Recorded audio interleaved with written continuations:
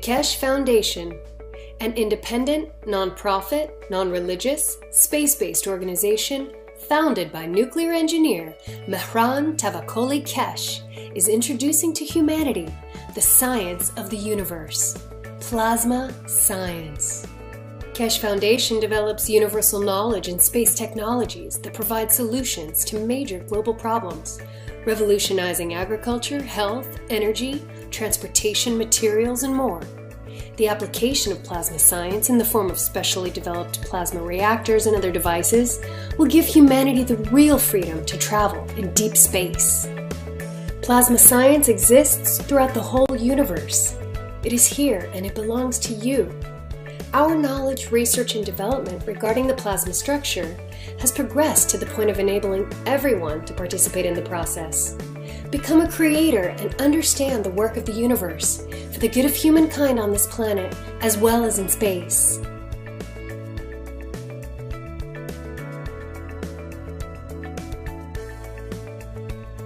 The use of megravs, nanomaterials, GANs, liquid plasma, field plasma, and other plasma technologies have come as a new dawn for humanity to progress and work in harmony with the universe. Conventional technology applications are wasteful, damaging, and cause pollution to the planet and all living beings. Plasma science provides solutions and improves existing methods and use of resources in all aspects that touch the lives of all beings. Plasma is defined by the Foundation as an entire content of fields which accumulate and create matter and is not defined by its physical characteristics like ionization or temperature. Also, with plasma science, we understand how we can convert matter back to the fields. Quoting from Mr. Kesh, MEGRAV stands for magnetic gravitational, which means plasma absorbs or gives. And every plasma has the both. It has give and it has take. And when they can't find the balance, they distance themselves until they find the balance they can give to the others. That they can receive what they want to receive and give further. Certain atoms and molecules release and absorb magnetic or gravitational fields. Released fields are available to be absorbed by other objects. The Kesh Foundation has developed a way to gather these free-flowing fields from the environment within a resourceful and beneficial new state of transitional matter, which M.T. Kesh named GANs.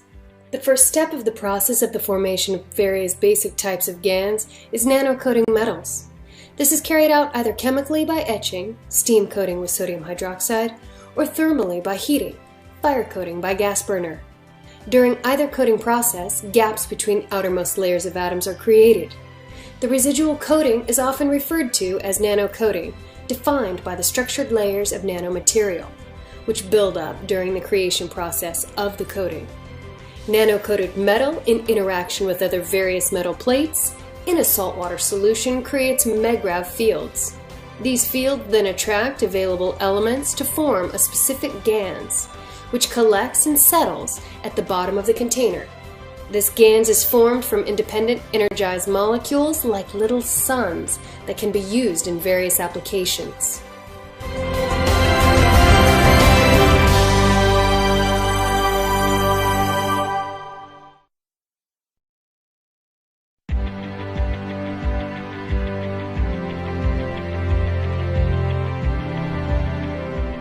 Conventional science teaches us that what we can't measure does not exist.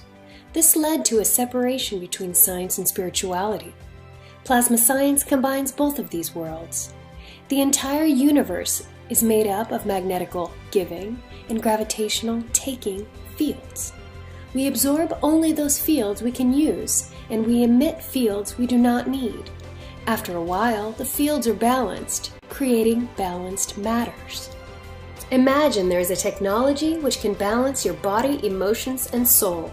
And because everything is made up of fields, including our emotions, this simple technology easily processes the roots of your disease. Kesh Foundation developed simple methods, ready-to-use materials, and efficient medical health units that work on different field levels to process many existing health conditions and help restore the natural balance in your body. More and more studies are showing that emotion is at the heart of many illnesses. After the use of the plasma coil units, changes in emotional patterns are noticed, and then following this, changes in the physical body occur. We don't cure diseases but process them by bringing the body to a balanced state in such that the disease cannot exist. This means you can achieve complete emotional and physical balance in relatively short time. People all over the world use GANS and GANS water, plasma water, within different devices and processing methods. The Keshe Foundation offers a full spectrum of information pertaining to GANS and its uses, from solid plasma to liquid plasma to field plasma. Which of the available information, processes, or devices resonates with you? At the same time we open the door to the power of our soul, Keshe technology elevates the soul of the man in order to bring balance to our body, bring balance to our flow of emotions, bring peace to the world, and readiness to open up to the universal community.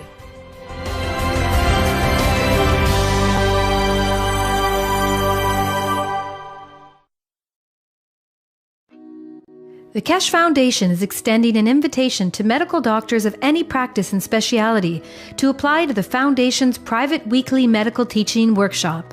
This includes medical doctors, dentists, and veterinarians. Scientists of the Keshe Foundation developed different types of plasma therapies and cures that utilize advanced, non-invasive plasma technology. The weekly private medical teaching workshop educates doctors to the plasma science behind the therapies, along with the functionality and operation of revolutionary plasma medical devices. The goal of the private teachings is to add plasma health knowledge to the profound knowledge of medical doctors. The weekly class is broadcast live over the internet through a secure private channel every Wednesday from 2 to 5 p.m. Central European Time. Presently, the class is only offered in English. However, you are free to bring a translator to the class. If you can't participate in the live broadcast, you can watch them later at your convenience through a private internet portal. Every patient's case that is discussed in the workshop will be kept anonymous and private. This includes cataloged findings and data gained from the analysis of the patient's health issues. Any medical doctor in the world who wants to participate can do so by sending an email to doctors@spaceshipinstitute.org. In your email, please state your willingness to participate in the medical teaching workshop. If you're planning on bringing a translator to the workshop, please state this in your email as well. After we receive your email, we will contact you with the instructions on how to apply to the workshop. As a part of the application process, applicants who apply, including any translators brought into the workshop, will be required to sign the Keshe Foundation's World Peace Treaty, which can be found at the following web address. All applicants will be required to provide proof of their education and ability to practice medicine, and will also be required to pass an extensive security background check before they are granted access to the teaching workshop. Healthful plasma technology is here, now, the use of which is increasing exponentially on a day-to-day basis on every continent. We encourage you to come and learn about this revolutionary technology. Apply today.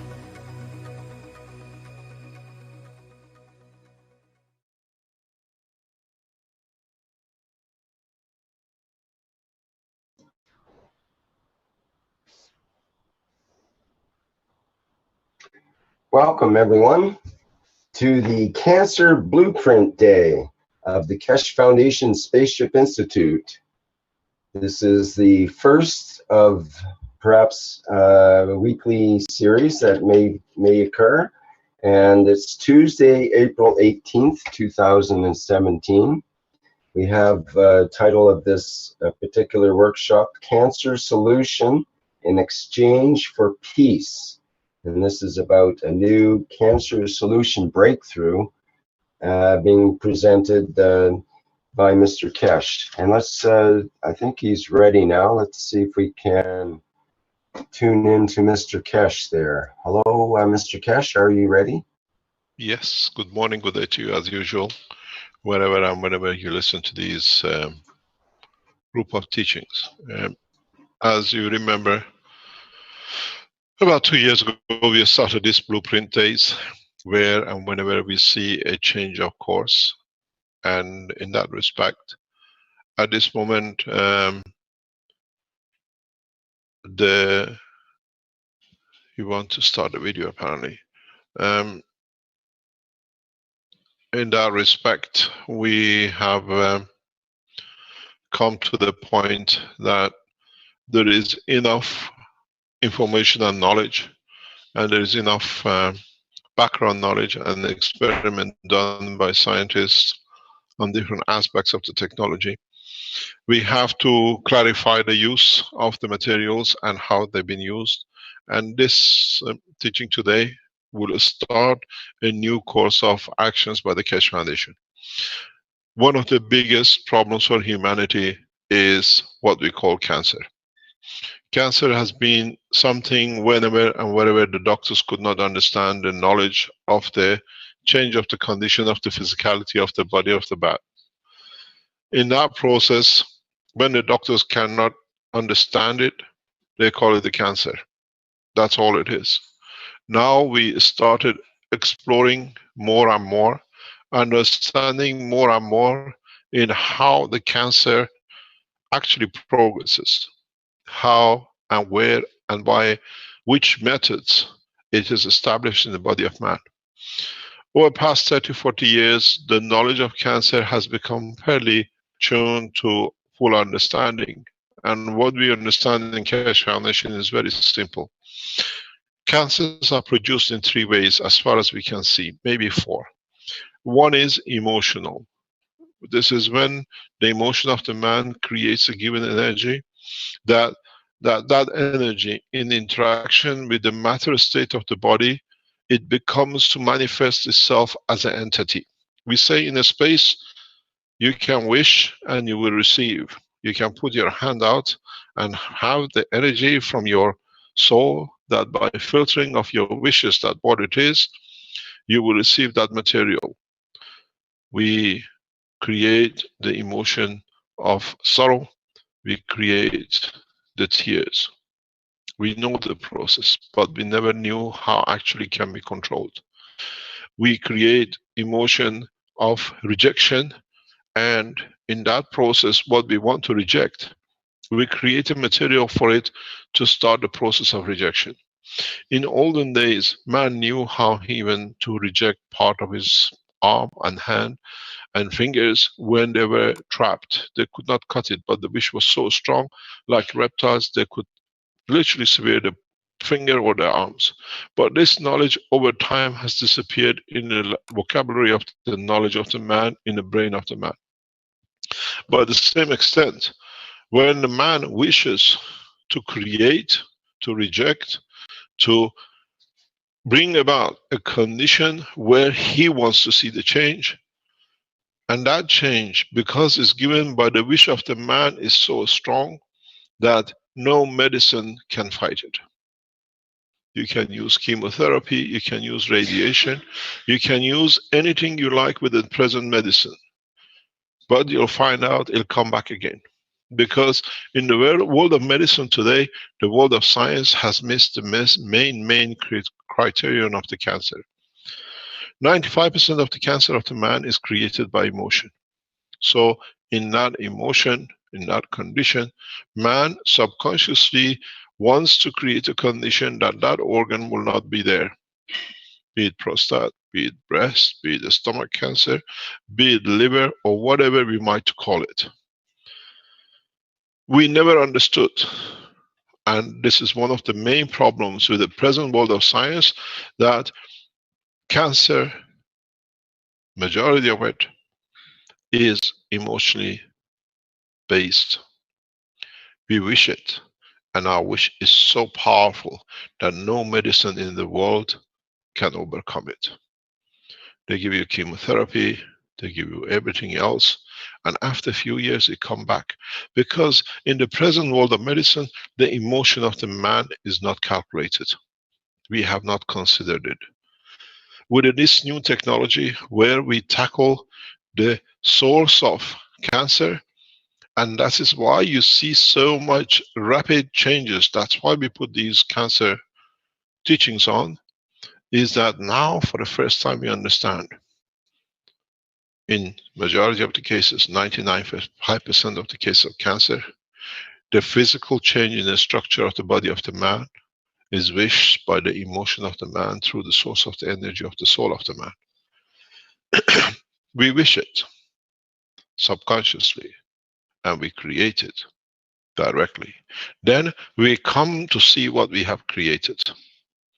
It's very much when we wish to have a longer finger to become a musician for a specific instrument, the same way we create these organs, these materials inside ourselves.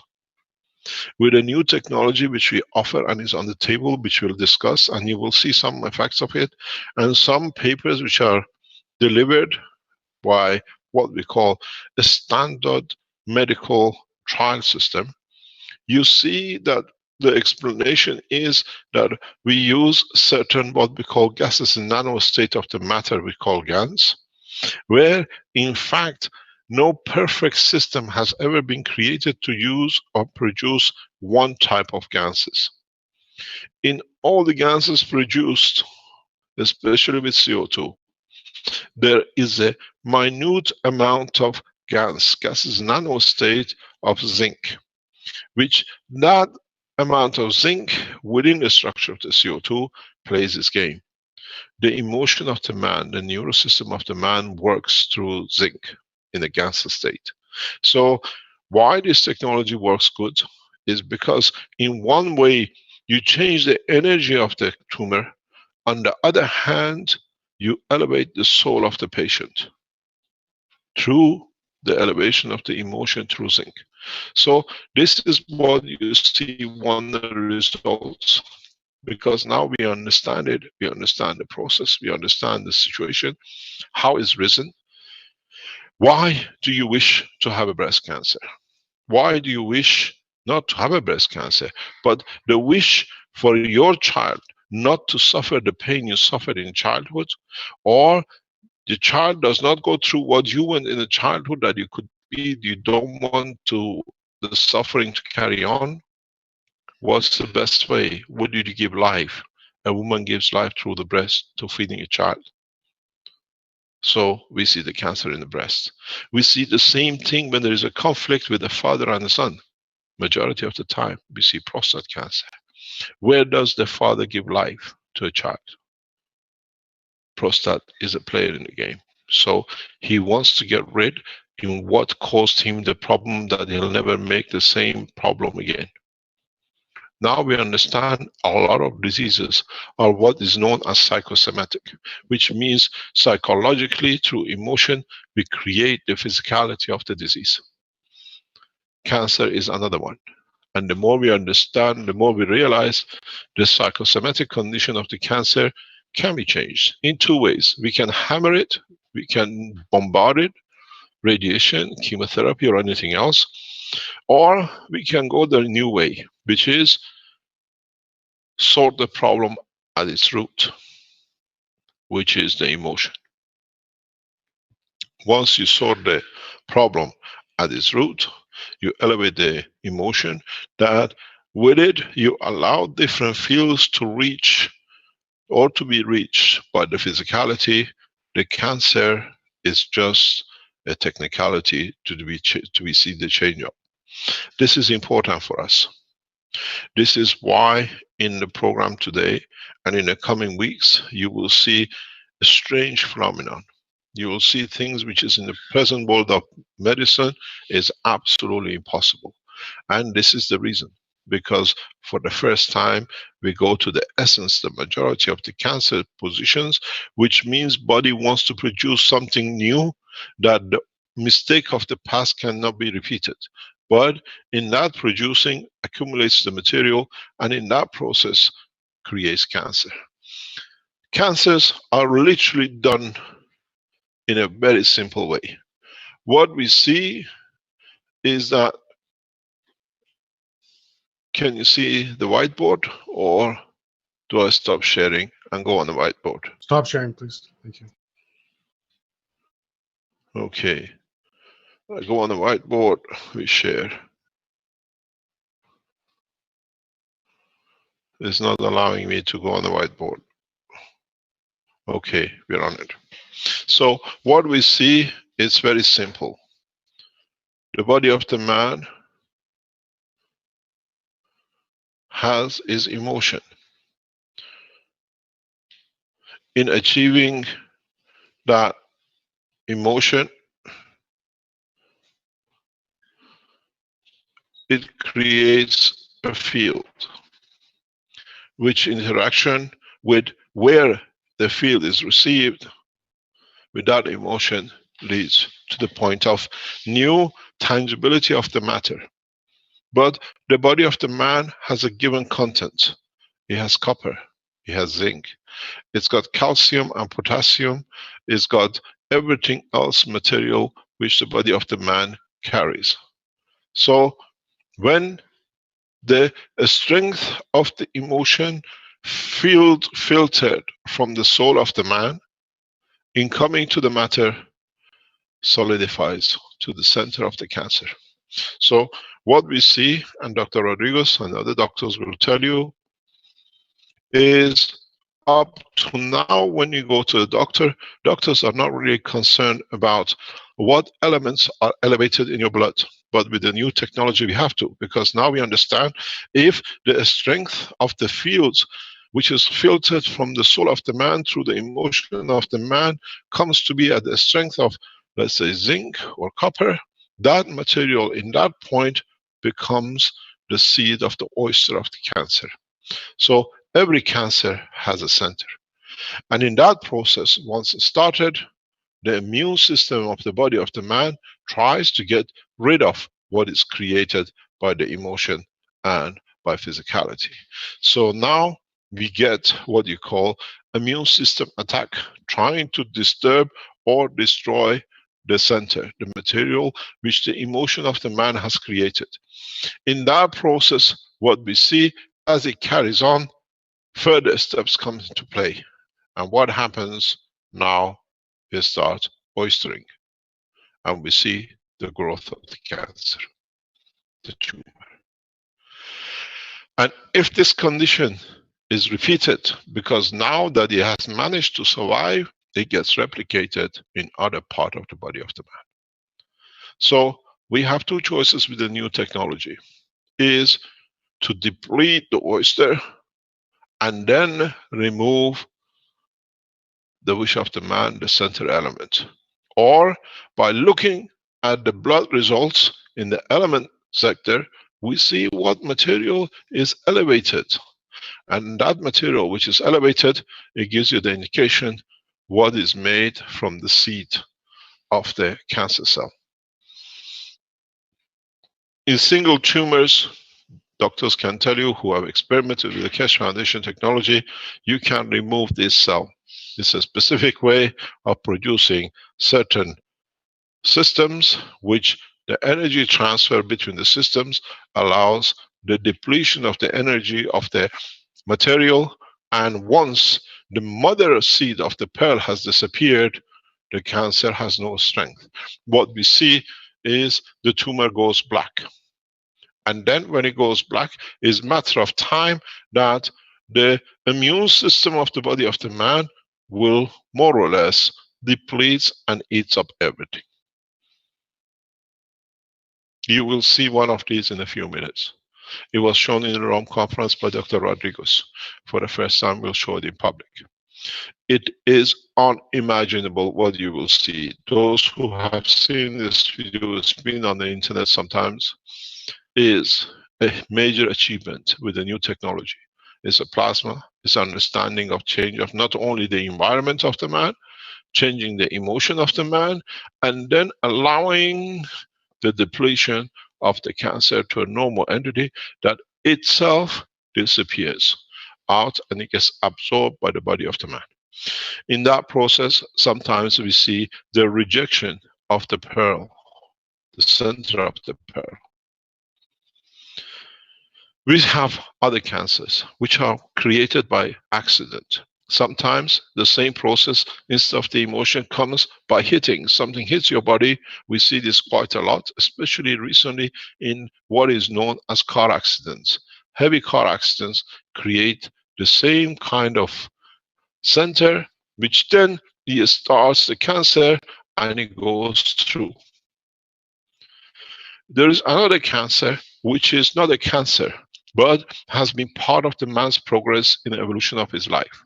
We evolve, and in that evolvement of the life, to fit into the new environment, our body cannot operate or does not see how to handle the new changes. What we see now, in many cases, part of the evolution of cancer comes with women. Because if you look up to 100 years ago or plus, when women menopause was around about 25 to 35. Now in more nations where we see more national security and we see more sharing of the burden of the growing of the children by the society, this figure of menopause for women is getting pushed to 50s, 60s, and 70s. I have one, thank you very much. And this, in some women, which cannot go through because of the emotion which comes with it of the change, we see some what we call evolutionary cancers. These are very hard to handle. These are extremely to be able to process, and these count for between 1 to 3 to 5% of the cancers we see nowadays. The accidental cancer is random.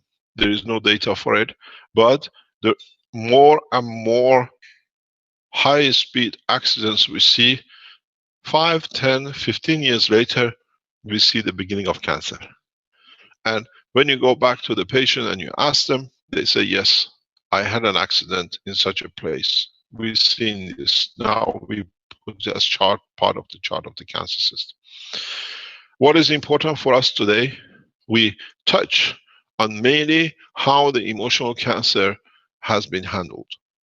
You will see Dr. Rodriguez, in a way that it can be distributed on the internet, will show the process of cancer reversal. This is one of the impossibilities of world of science. If you would have seen, or it could have been imagined even 5 months ago, there is such a thing possible, the doctors would have been going crazy telling you this is impossibility. But with in the hand of the highly competent and knowledgeable doctor like Dr. Rodriguez, you see the change, because he understands the totality. He's not just handling the tumor, but changing the environment, creating a condition of breathing, creating a condition of elevation of the soul, which through elevation of the soul and in a way changing the expectation of the emotion, by raising the filter strength of the emotion, that filter does not exist anymore. So now there is no reason to keep a communication between the brain of the man and the tumor. And in that process, where brain has no more contact in the physicality of the confirmation of the existence of tumor becomes redundant, because it has lost the reason which was created. Now, if the strength was at 2, with the elevation of the emotion at 3, there is no room for 2. So you change the environment of the emotion, the filter strength, what we call it, and then you see the change in the position. Now, once you elevate the soul, is a matter of physicality for the body of man to do with something which has suddenly appeared here. Use the immune system, use everything else, reduction in cells, creation of new cells, and then we'll see the changes. What we would like to do is to go to Dr. Rodriguez, because they say the proof of a science is in black box theory, which means we keep a black box with the body of a woman. Dr. Rodriguez will take it, and if any doctor in the world can tell us how such a thing is possible, then we have a new magician, and that magic is the world of plasma. We show this first, and then we go into the next step. We have a number of people who want to show or explain how they have overcome cancer, and how we know in one case the wish of the person is so overwhelming that she does not want, or he does not want to be able to carry on, because there is something in the background which is only to her and her only, or him and him only, that wishes the termination the way she likes. We cannot override the wish of a man. Does not matter what we use. Die shall not steal.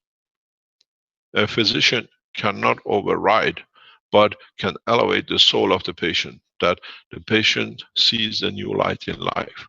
And if that new light does not satisfy the condition, she can take a new course. I would like to ask Dr. Rodriguez in the background to join us, if he's available, please. I am Mr. Guest. How are you, Mr. Guest? Good morning, Your Excellency.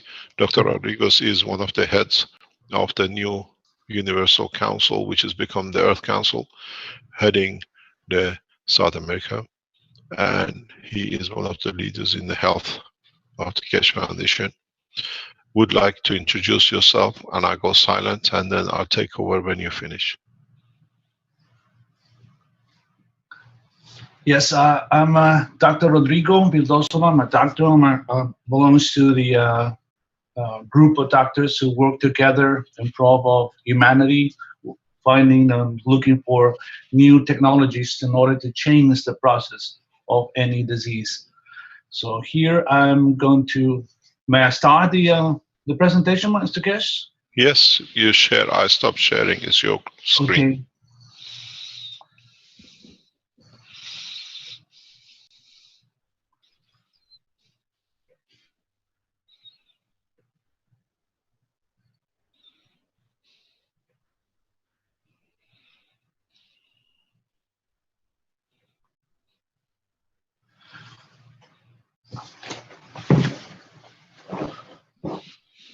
Okay, this is a case of breast cancer treated by plasma technology.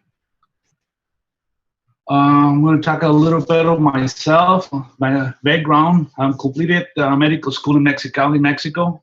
Then, well, I made a specialty in general surgery and plastic and reconstructive surgery in Mexico City, Mexico. Afterward, I had a fellowship in plastic and reconstructive surgery in Madrid, Spain. Then I continued with another fellowship in plastic and reconstructive surgery in Lucca, Italy. Then I practiced this beautiful specialty for 30 years. Now I'm decided to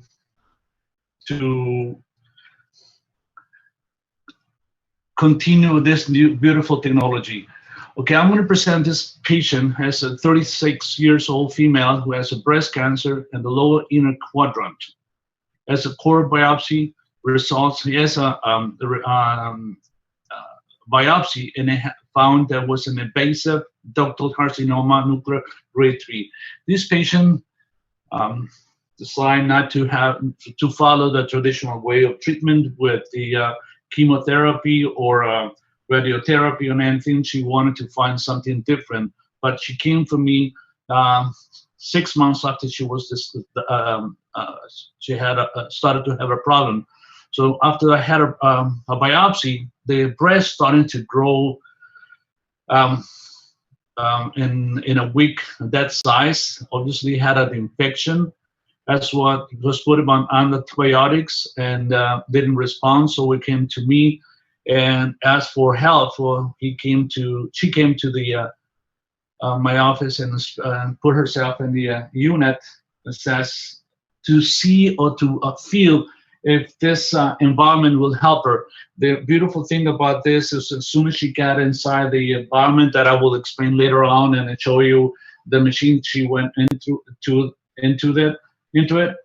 she started to feel better and the pain disappeared instantly. So when she came here, was no energy, high fever and pain, and unable to sleep. And the first thing she had being inside the machine has the pain disappeared, and for the first time she was able to sleep after several months, 6 months. She started feeling well. So she's inside of her. She felt that this technology that will help her. But before, so this also she came with a blood test only presenting signs of infections, and the anemia that she had requires a blood transfusion and many times, that I will show you later on how that process happened.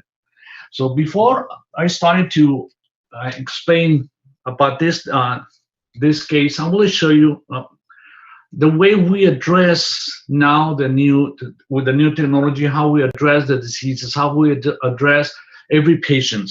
So we've divided in 4 steps.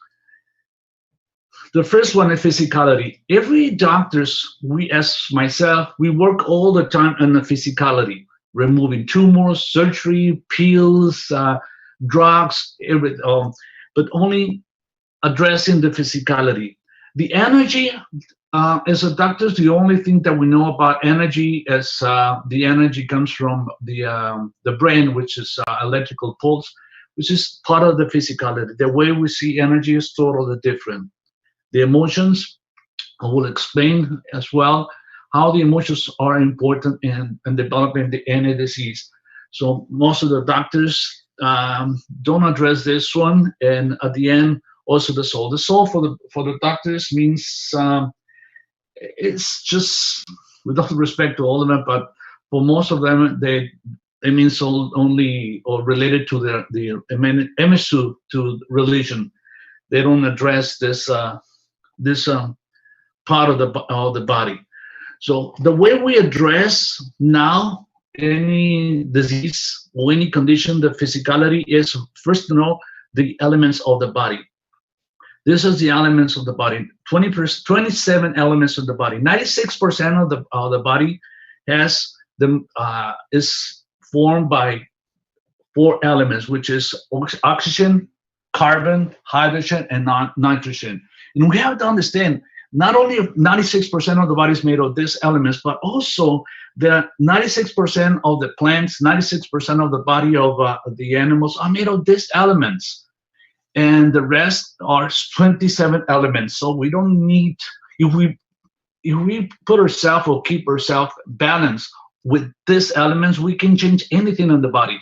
We don't need millions of medications that are in the field. So if we understand how the body is made of, what kind of elements are made have the body, or what kind of metals are involved in any disease, we can change the process of any disease. So to understand why those elements, we have to understand how the life is made of this world. So we see outside the sun, and actually the sun that we see on the light, but it's not a sun, it's the light that happen between the interactions of the field, or the magnetic gravitational field of the sun and the magnetic gravitational field on Earth. And we see this light here. Then and that interaction of fields bring those elements to Earth, which is carbon, oxygen, hydrogen, and nitrogen. So that's what we need, what we get from the sun, those elements. We are made of those elements. So this technology duplicates this effect. We can bring with this technology these elements in the environment. That's what we do. So the body composition is 96% of those elements: carbon, oxygen, nitrogen, hydrogen, and nitrogen. So, and on the other hand, when we understand that the body is made of, the body has the 75% of the body is made of water, H2O. Once we understand these elements, that with the interaction of these amino acids or proteins in the body with the water, releases hydrogen, which is the energy of the body. All the time we speak in the sea. So the body needs energy. How the energy comes from the body? When we dream, when we eat, how this energy comes to the body? It's releasing this energy. It's like an example I give you. I'm going to give you an example. When we are thirsty and we have been working a lot and we need some kind of, we need a little water. A lot of water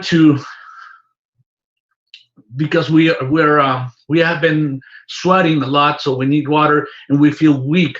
And as soon as we drink a little sip of water, normally we think if we drink water, we have to go through the mouth, to the esophagus, to the stomach, then the bloodstream, and then take the water to every single part of the cells. But actually, what the body needs is the energy. So as soon as we take the water and it touches the tongue, it released it changed that water in plasma and release the oxygen, and it goes to every part of the body. And I will explain how this happened. The energy, the way we see the energy on the body is sort of different. There's a lot of devices in everywhere that can show that we have an energy. They can prove that we have an energy around our body. The Killian technology devices. There's a lot of devices. Even people can see the energy, and we have in a group of doctors, incredible person whose name is Klaus Trier. He can see energy of the body. So that energy is part of us.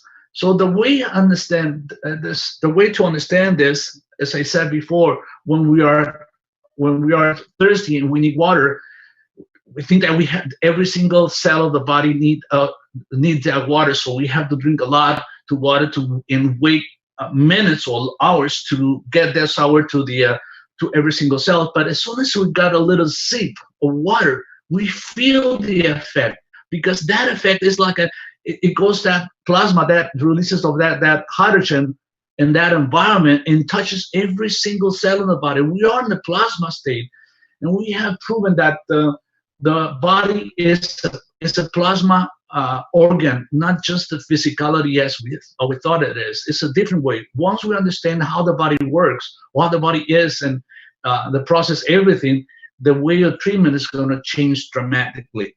So we have that energy around the body. It connects every single cells in the body. Well, I'm going to give you another example. If you start breathing for 20 seconds or a minute, you're dying for oxygen to your body. But as soon as you have a little sip of, a little of air, as soon as you have air, it passes through the back of your tongue, you feel energy. Do you feel all the oxygen, every part of your body? How is that possible? Because according to the medicine, the way we learn is, if you need oxygen in your body, you start breathing. That means every single cell of the body needs oxygen. So we have to breathe. They have to go through the lungs, to the alveoli, and change and pass that oxygen to the red cells and bring them to every single cell. It takes a lot of time to do that. But because we have this field of energy around our body, that when that air passes through the tongue, through the back of the trunk, changes to the plasma and release that oxygen and it goes to every single cell of the body instantly, because we have that field around us. So, and another way, the way of thinking is the emotions, the way Mr. Kess explained. According to the medicine, we said, okay, 98% of diseases are psychosomatic. What does it mean, psychosomatic? We put everything on stress. Stress is a very vague word.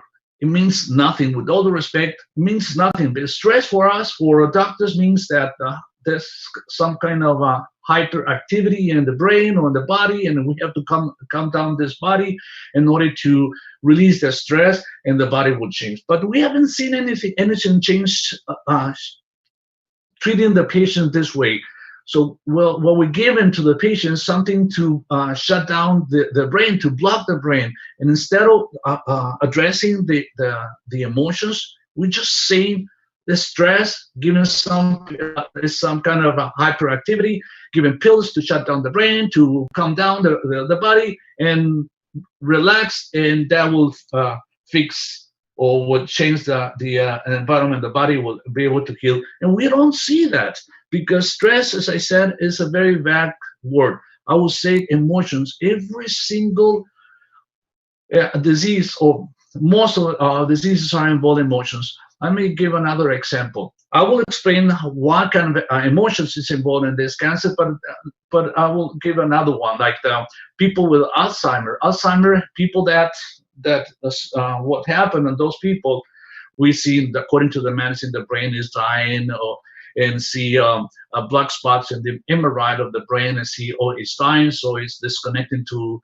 the body to the reality. But actually what happened is, and emotionally, those people don't like to live in the life they're living, the environment they're living, the house. They changes. Some of the patients, so those people were moved from one country to another house to another one, or different families. They changed and they don't like that environment. So they're starting to block themselves to living in that reality. And inside the brain, the subconsciousness, it says, okay, I don't want to leave this. So they started to shut down the brain. So that's why they see the black spot in the brain. They started to not to be connected to the present because they live in the past. So inside of the brain, they are shutting down the brain, the body, because they don't like to leave this life, this present or this life.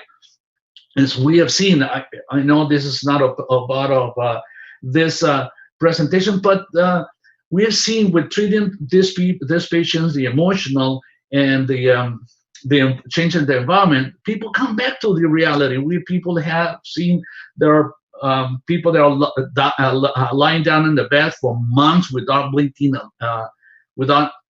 eyelids or the eyes, and not even being able to eat, just feeding them to the tube, to the nose. So, and as soon as we started to put these patients on this environment and given these GANs to treat their GANs, people come back to reality. It's an incredible effect that we have seen. So the emotions affects the whole body. So, and the fourth level of seeing the process of any disease is the connection to the soul. As I said, for many people, soul is only related to religions, but we are souls. We are not the body. We are souls living in this environment, this life. So when we are touched, when we are able to connect to the souls, that means that there's no emotions involved in this, and we feel just unconditional love. That means that nothing bothers us, nothing bothers this body, so the body heals. It's incredible. And that's the beautiful this technology that help us to get rid of those emotions and touch our heart, touch the soul of ourselves, and be able to change everything. So how do we apply this technology? We have a protocol that we have created this in the medical team. That's in every patient we do this. In every patient, even if it had cancer, any disease, diabetic, high blood pressure, whatever disease the body has, or every person, we address it this way. So we have to address the emotions. We use the breathing device. So every single person that we treat, as he said, most of the diseases, 95% or 98% of diseases are involve some kind of emotion. So we treat that things on every patient given these devices. Drinking water as well, drinking against water to bring balance to the body, using the health unit that I will show you, this health unit that we use in target the organ and every single organ. So that means that when we are in these machines, that unit, health unit that we call them, it doesn't mean that once you are inside, you're going to heal yourself. That's going to start having some changes inside the body, but we have to target the body. So we have to understand what part of the body has a problem, either as the body has a more of the element that we have to remove them, like a cancer, or that how Mr. Guest was explaining, he has the seed of this cancer has some kind of metal, so it means that that's a lot of elements on that body, so we can change that environment, or either we can reconstruct something in the body, like if it's a lack of any elements that the body cannot bring balance, it cannot heal itself, cannot change it or cannot repair. So we give them those elements that the body needs in order to repair any part of the body, any organ in the body. So the way we treat it is, so the first step is breathing device. So we target the emotions. We use the devices that we use gases, the zinc gases, the water gas of zinc and water gas of CO2 at 50% and 50%. Mix it so we target the emotions. Once this is, if we put a person inside any of the health unit or given GANs without treating the emotions, I would say it is so hard to bring balance to their body. Their body will not be able to reconstruct itself to change that problem, that disease. So we have to address, I would say 100% all the people that we treat, we have to address the emotions, all of them. So we use it. I myself, I created this one, and there's a lot of devices. A lot of beautiful people around the world is creating different devices in order to get this environment of zinc on CO2. I use this tube. I myself, I had a tube, a 5/8 tube, and another 1 1/4 tube, wrapping the whole big tube. The small tube is filled up with the GANs of CO2 and zinc GANs. So the people breathe that GANs inside. When people comes to me and says, how would I know that it's energy inside? And I have 2 bowls that has 2 plastic bowls that has liquid zinc and CO2 GANs inside, and allow them to touch them and put them closer together, and they feel the energy like a magnets. They feel the energy. So they've proven that it's energy interacting in between those GANs. So I give in every single person that I treat, I give this breathing device. And as soon as they start breathing, I mean, for a few days later, they're starting to feel a lot better. The emotion is not, they know they have emotions, but they don't affect, that doesn't affect anymore. So they said, yes, I know they have those problems, but they don't affect them anymore. I feel more relaxed. I'm able to sleep. I'm able to think better, because we have to understand, we create our own reality. In the midbrain, when we have access to the midbrain, we can create anything we want. If we have problems, if we have drama in our life, we created this drama in our life.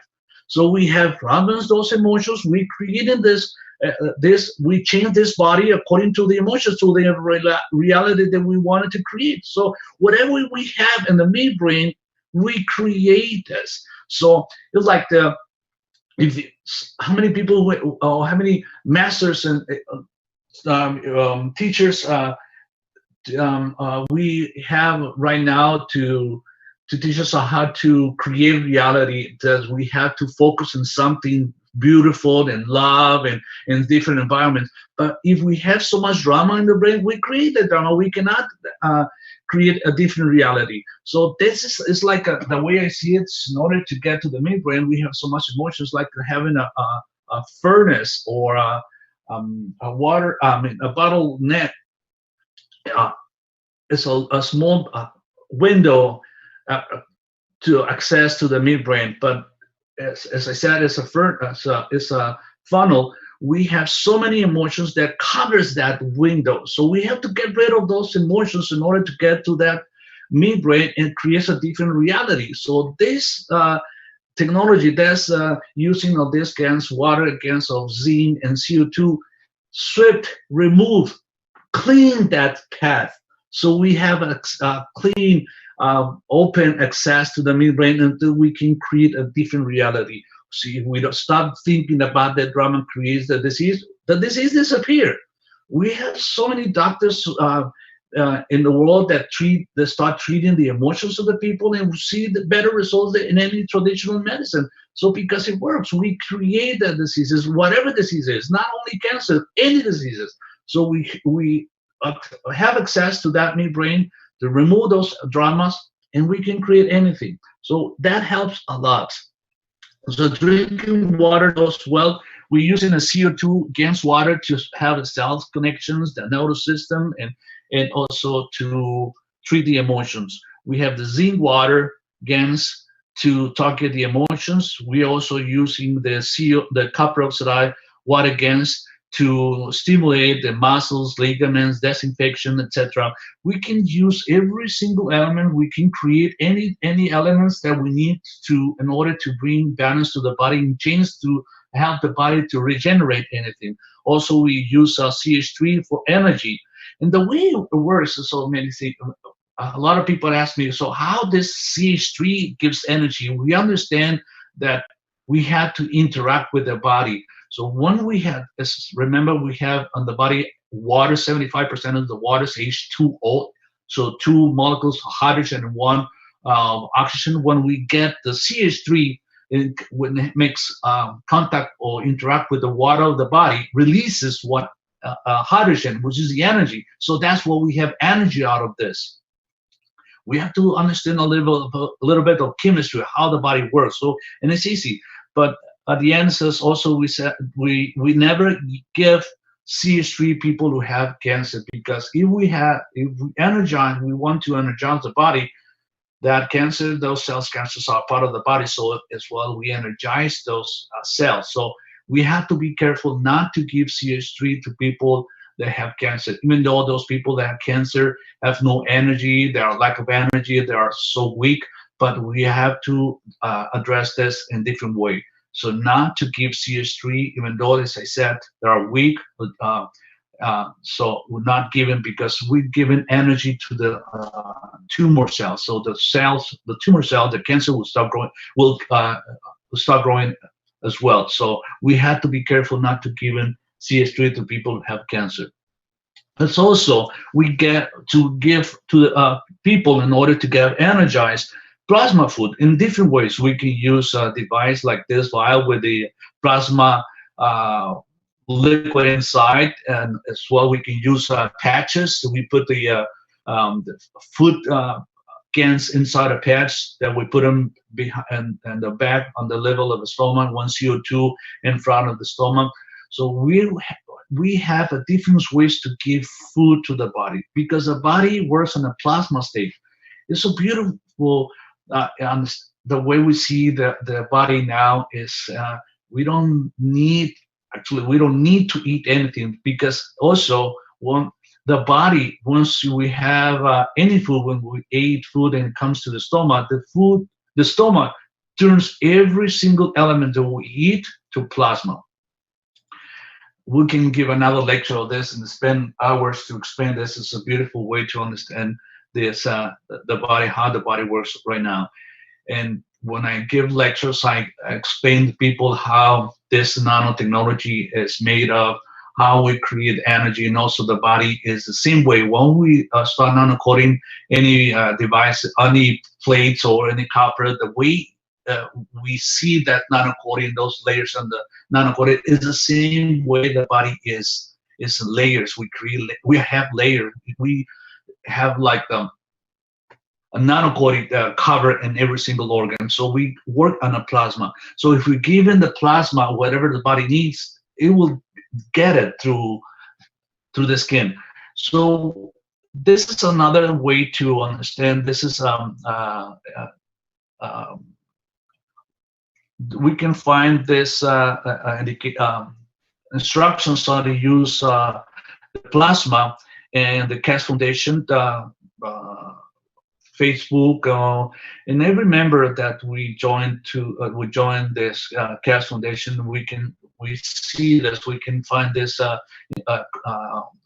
instructions how to use the plasma, and everyone can have it in their home. So the different ways to have a first aid kit instead of a medicine, all that, we can use this. So this is the health unit that I made, that thanks to Mr. Cash instructions, and we all made. A lot of people in the world making this this kind of devices. Anyone can use whatever they want as a structure, but the main thing is the coils that are inside that we were taught by Mr. Cash. So creating an environment, people once are inside, they feel the energy. When I give lectures to people, people say, "Oh yes, energy, okay, peace and love." They feel, because when we talk about energy, people are tired of those way of listening to a lot of people. There's energy and nobody feels anything. Here, you feel the energy. Once you're inside that environment, you feel tingling, heat, energy going through all your body. So we use this body. This person has to be inside. A special this a time depends on what kind of diseases. But once you're inside, as I said, not because you're inside of this unit, you will heal yourself and say, okay, or change the whole body. It will help you. It will help you to have the elements that you need. We have normally in this unit on the bottom, which is standing up, and the bottom has a coil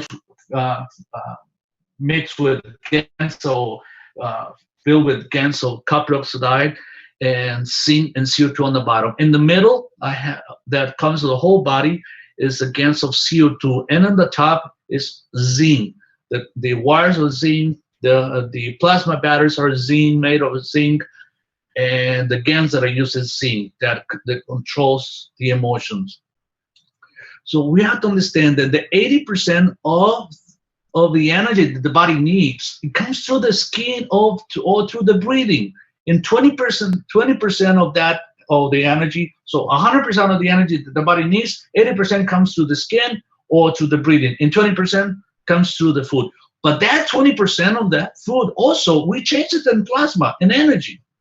So when we understand this technology and see it's so different way to treat the patient. So if we receive that energy through the skin or through the breathing, so when we create that environment, we've given the body the elements they need. As I said, this technology imitates or replicates the effects of the sun. Well, how many times we said, oh, we need the sun in order to survive, because we give not just only that the sun helps us to synthesize the vitamin D, but it gives the elements that the body needs, is bombarding in a nice way the body with the elements, with the proteins that the body needs, amino acids that the body needs, as I said, the carbon, oxygen, the nitrogen, and the hydrogen. That's what we need from the sun. So we create this environment that we can give it the elements that the body needs. And we can put, as I said, we can create any other elements. As I said, the body is made of 27 elements. We can create those elements. The body needs those elements. We can create it as a plasma and give it to the body. So this is a different devices also that we made. Thanks to the Mystic Case teaching, that we have 2 rings. There's 2 tubes, one inside the other one. So the inner 2 has a different gas than the other one. Normally it has a zinc. So it's also a mix of zinc, gas of zinc and CO2.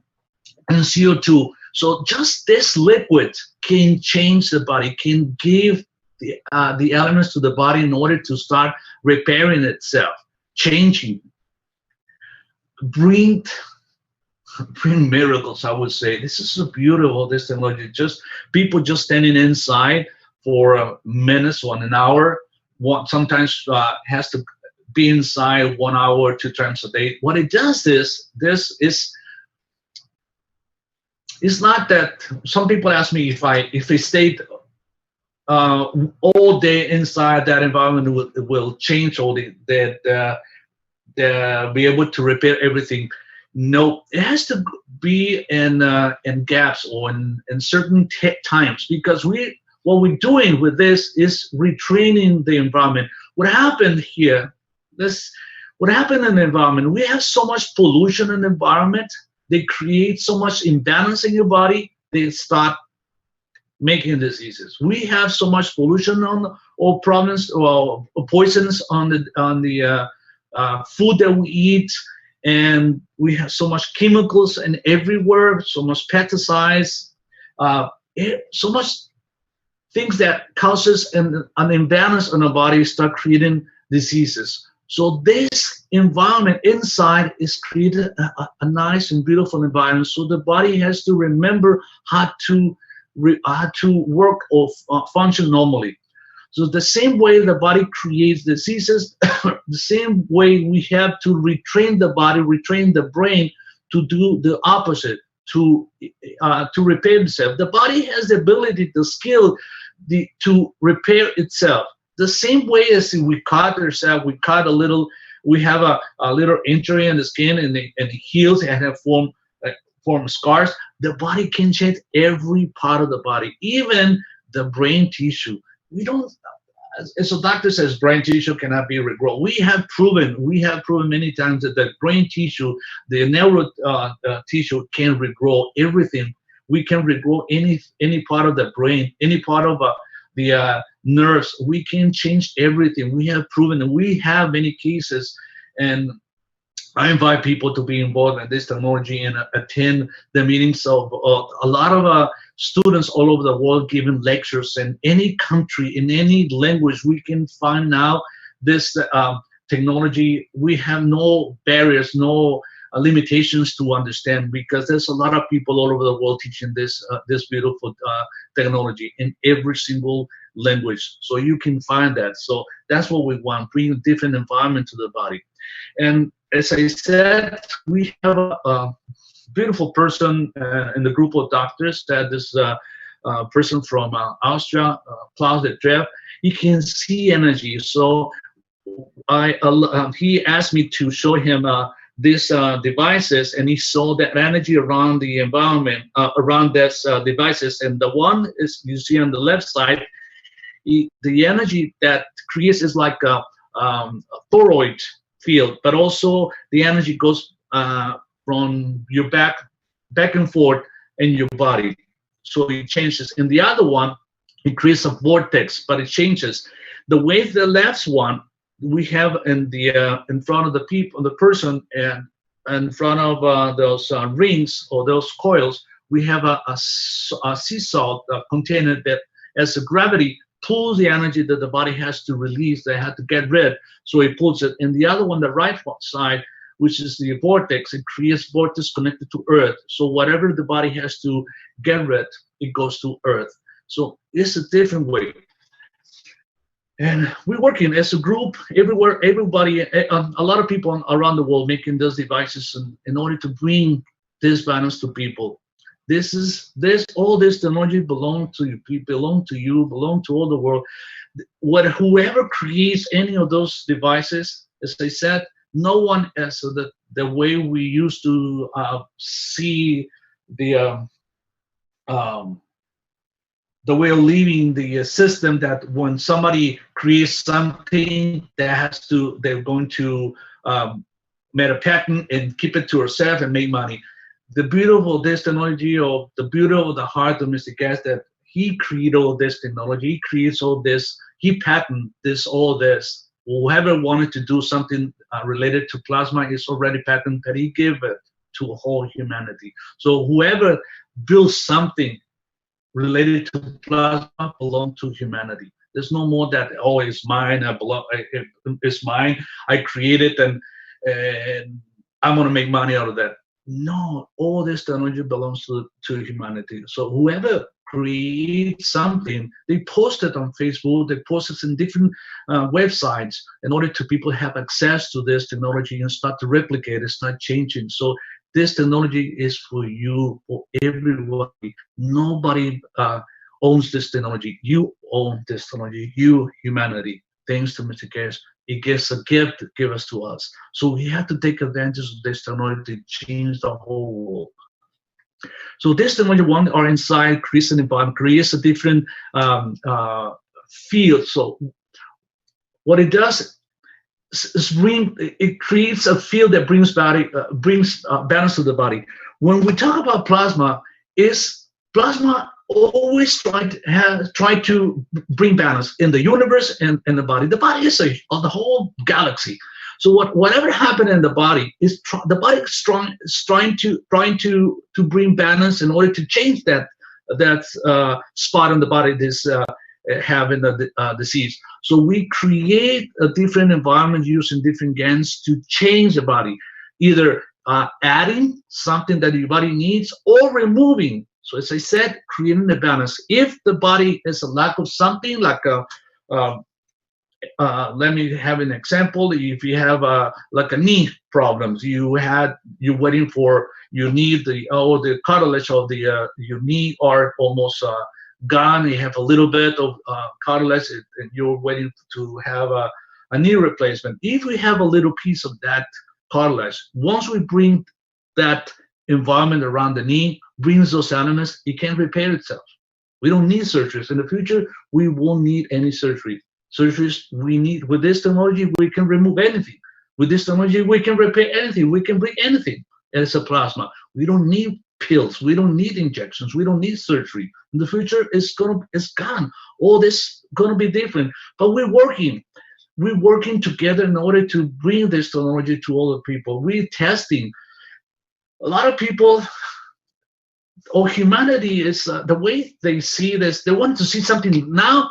When we present a new technology, they wanted the results right away. We are learning, everyone. We have a group of doctors, and we expanded this group everywhere in the world. We're learning how to use the technology, and we use it, and we start seeing results. And as soon as somebody has results, they post it. That's a website that you can see the experience of people using this technology. So we're learning. So we invite you to use it and share whatever you change, whatever you have any change in your body or experience it in your body. Share this experience. We want to share. We want everyone to share any experience they have had with this technology.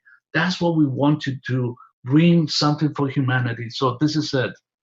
So, and also, as I said in the list of things that we use, or the protocol that we use on the patients, the last one is CO2 GAN samples. We are in trials to use CO2 GAN samples and different diseases like severe conditions, cancer with severe condition that they cannot stand inside of this unit. They cannot come to the or they cannot build any of those the devices. So we have this new way of treating this patient, and we start to have a beautiful result using CO2 GANS water, even in patients with HIV, malaria, Ebola, condition that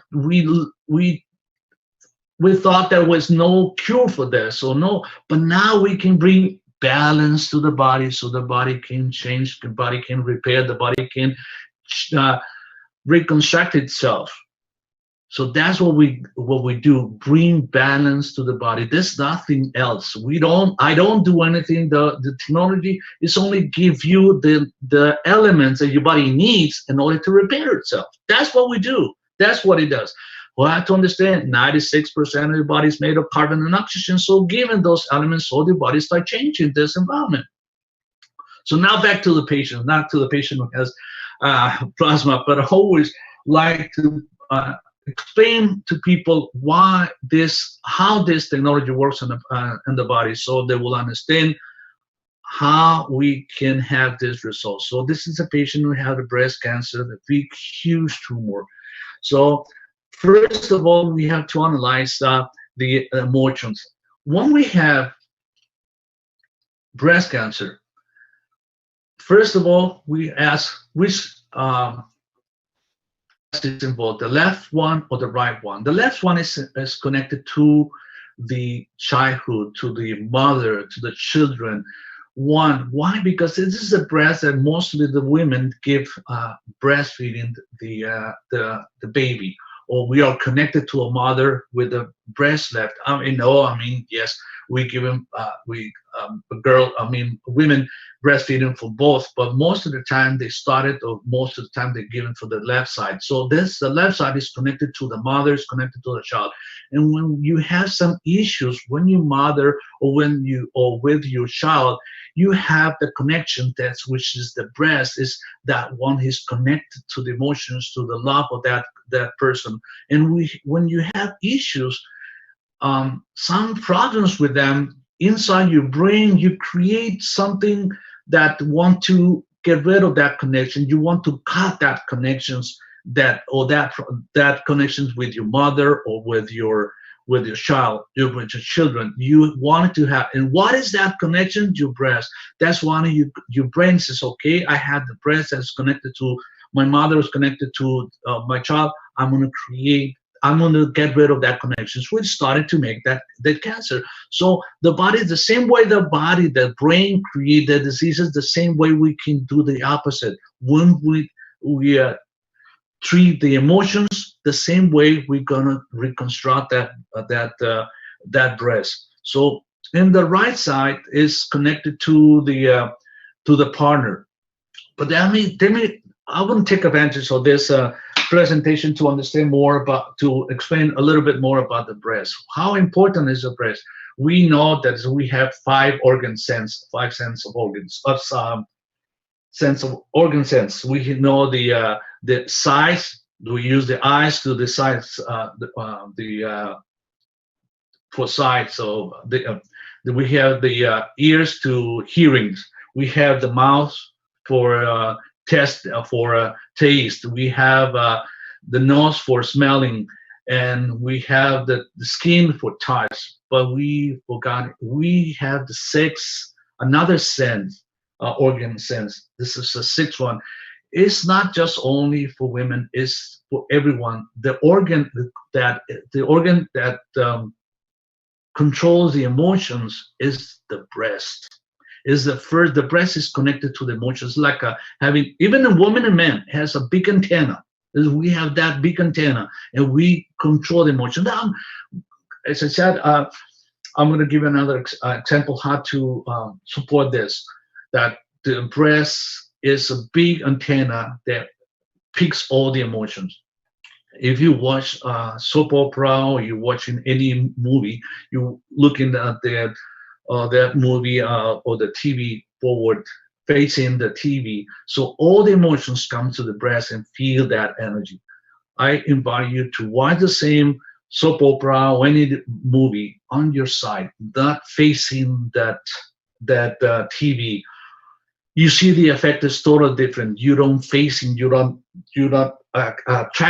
not receiving that energy straight to the body. So you're on your side, or you cover with metal or aluminum, some of the breast, you will see the effect is totally different. You don't see that, you don't feel the same way, because the emotions come through the breast. We have to understand the whole body works so different. So back to this patient, I'm sorry, but I'm getting excited every time that I talk about this technology. I'm so excited to explain to all the people. It's so beautiful. So, and these people, and as I said, to all the people, patient who have cancer, we do a blood test to determine what kind of metals are high in the blood. And the one we find higher, that's the one who's been involved in the cancer. That will be the seed of the cancer. To understand why, once we understand the magnetic gravitational field energy, so how can I explain that the tumor is growing? Because something is pulling the cells, something is pulling energy. So people with cancer don't die because of cancer. People die because of the lack of energy. They don't have energy, so the tumor pulls all the energy. That's what people die, because they have no energy. So there's something inside the tumor, something inside that cancer that pulls all the energy.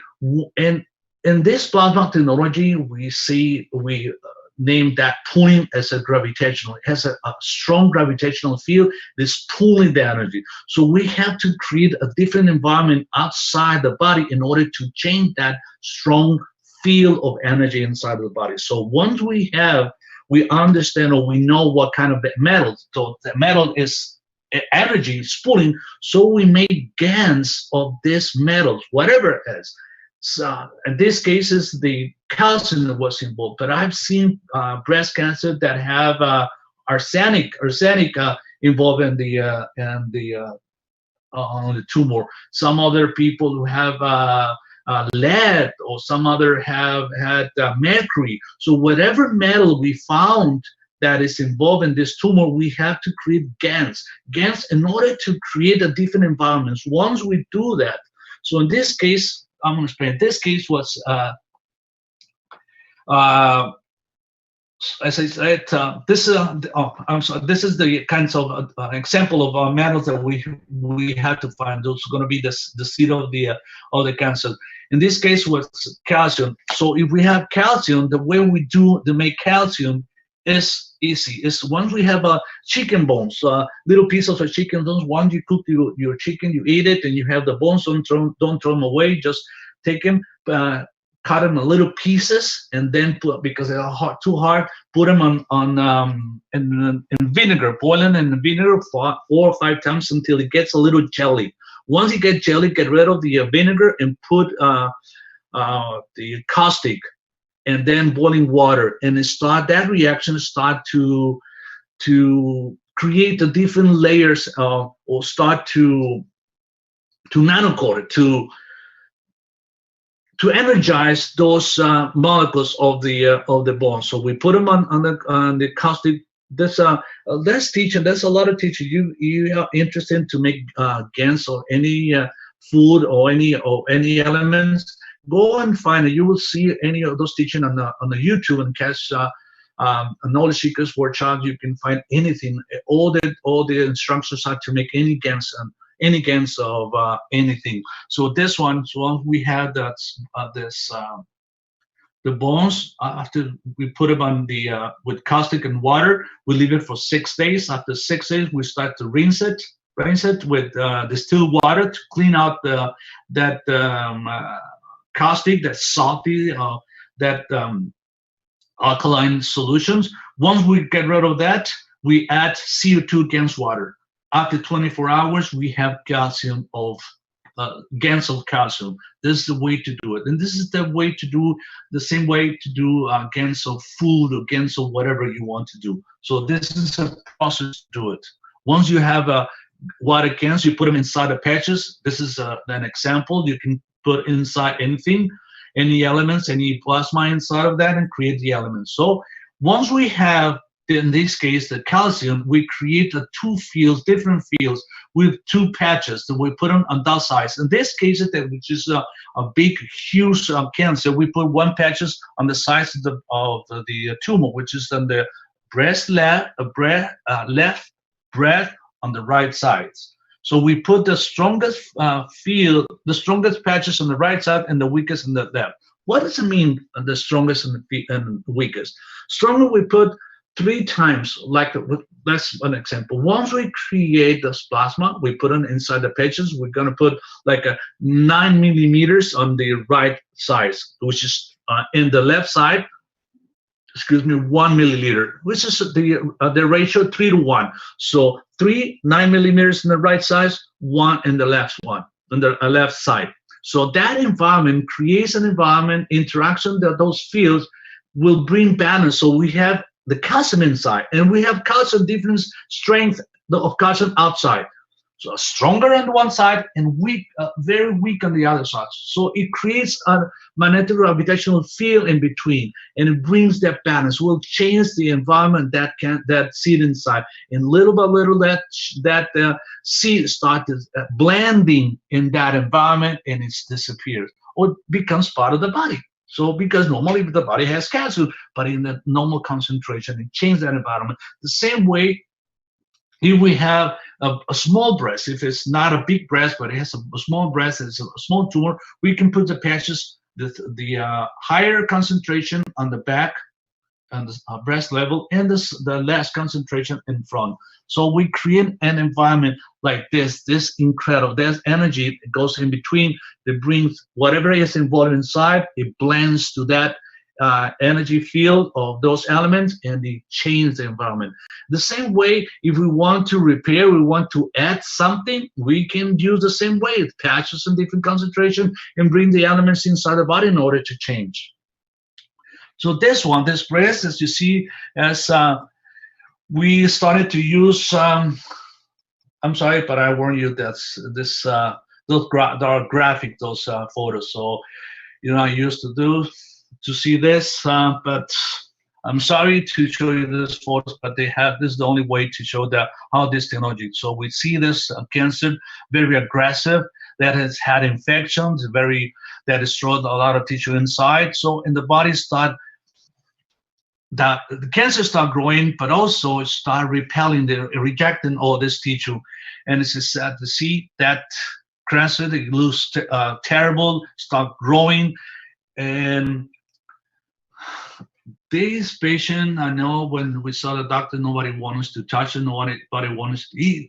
It was taken to the hospital because they were afraid of this. So the doctors says, no, nobody can want to touch this. No one had any practice or experience to removing all this kind of tissue, so nobody want to touch it. Thanks God, nobody touched it, because we keep putting this patient inside inside of this environment, and we start seeing the effect. The body started to grow so big, and it started pieces of those tissues starting to come off of the body. When the patient rejected pieces of those calcium, when this person started to reject pieces, and that those little pieces were inside the very heart, the calcium inside. But every time she rejected that little pieces, it stopped bleeding. So that's why we have to give in blood transfusion to this person.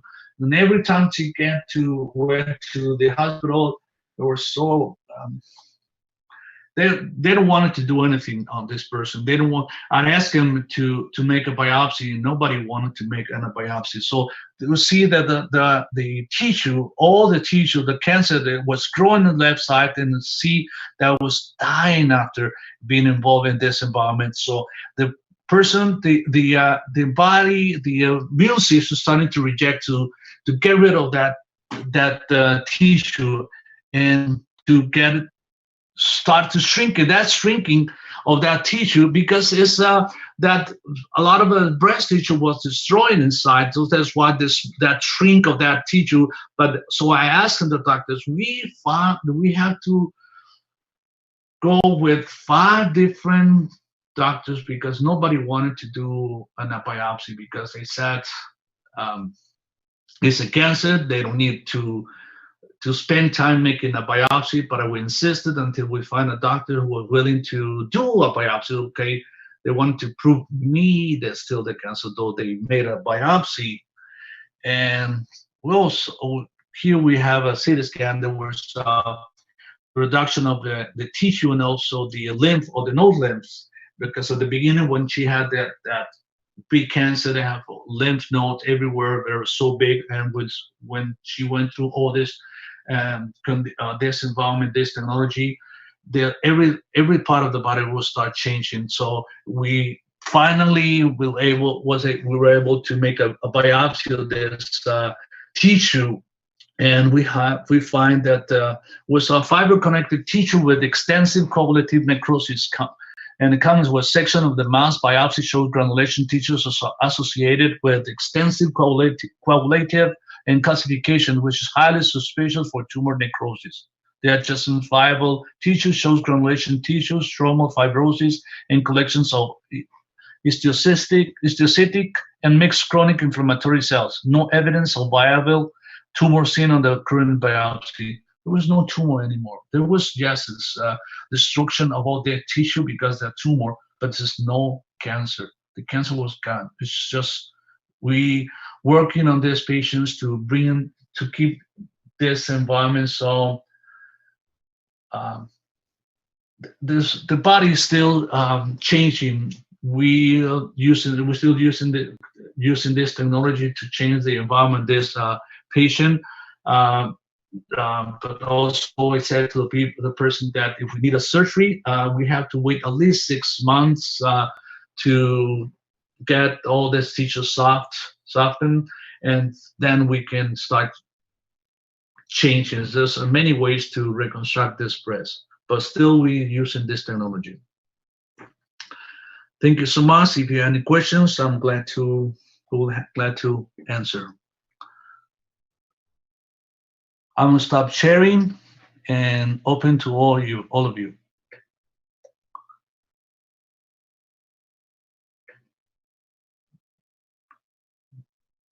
Do you have any questions?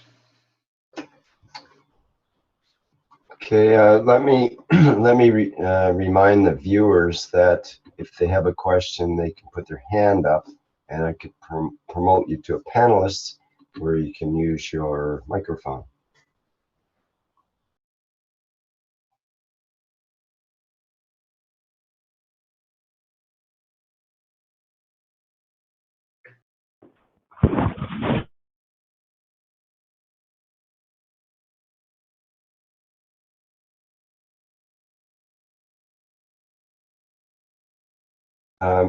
I think your microphone's off, Mr. Kesh. So.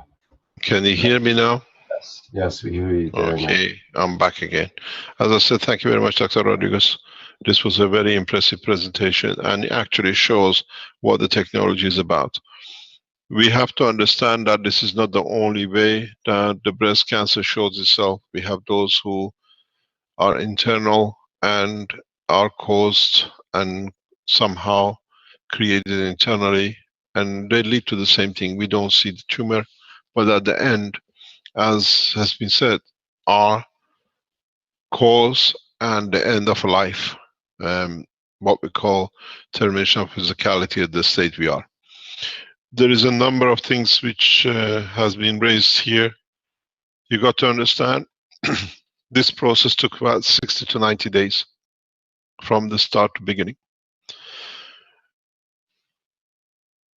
On the other hand, we don't see any secondary cancer in the body at this moment, as far as we understand.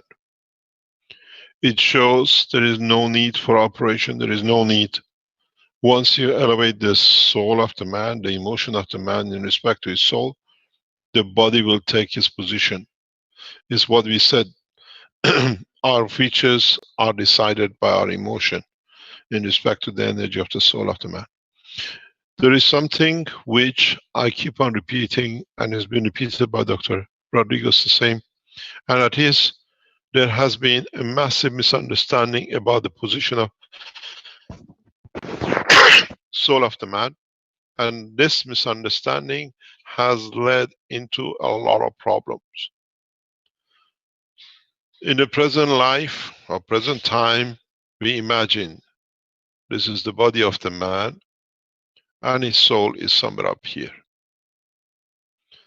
We have thought that this is the position of our soul. So we have nothing to do with it. It's something outside us. But with the present knowledge and what we have gained, we now understand the soul of the man is within the center of the brain of the man.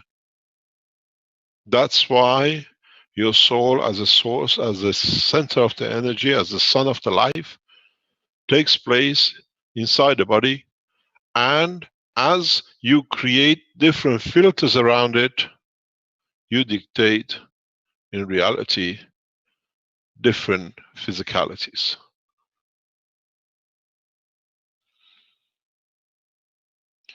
It is somehow not up to now fully understood, and if you're a physician and you can look at the MRIs you're given nowadays, look much more closer. You find the position of the soul of the man in the center of the brain of the man, in the bottom part of it. And this we will explain very soon, how the brain of the man is created. As we go in more depth of the knowledge, we open the pieces which has been hidden to the man, and this will change a lot. So what happens, this is the position of the soul, and your emotion takes around it.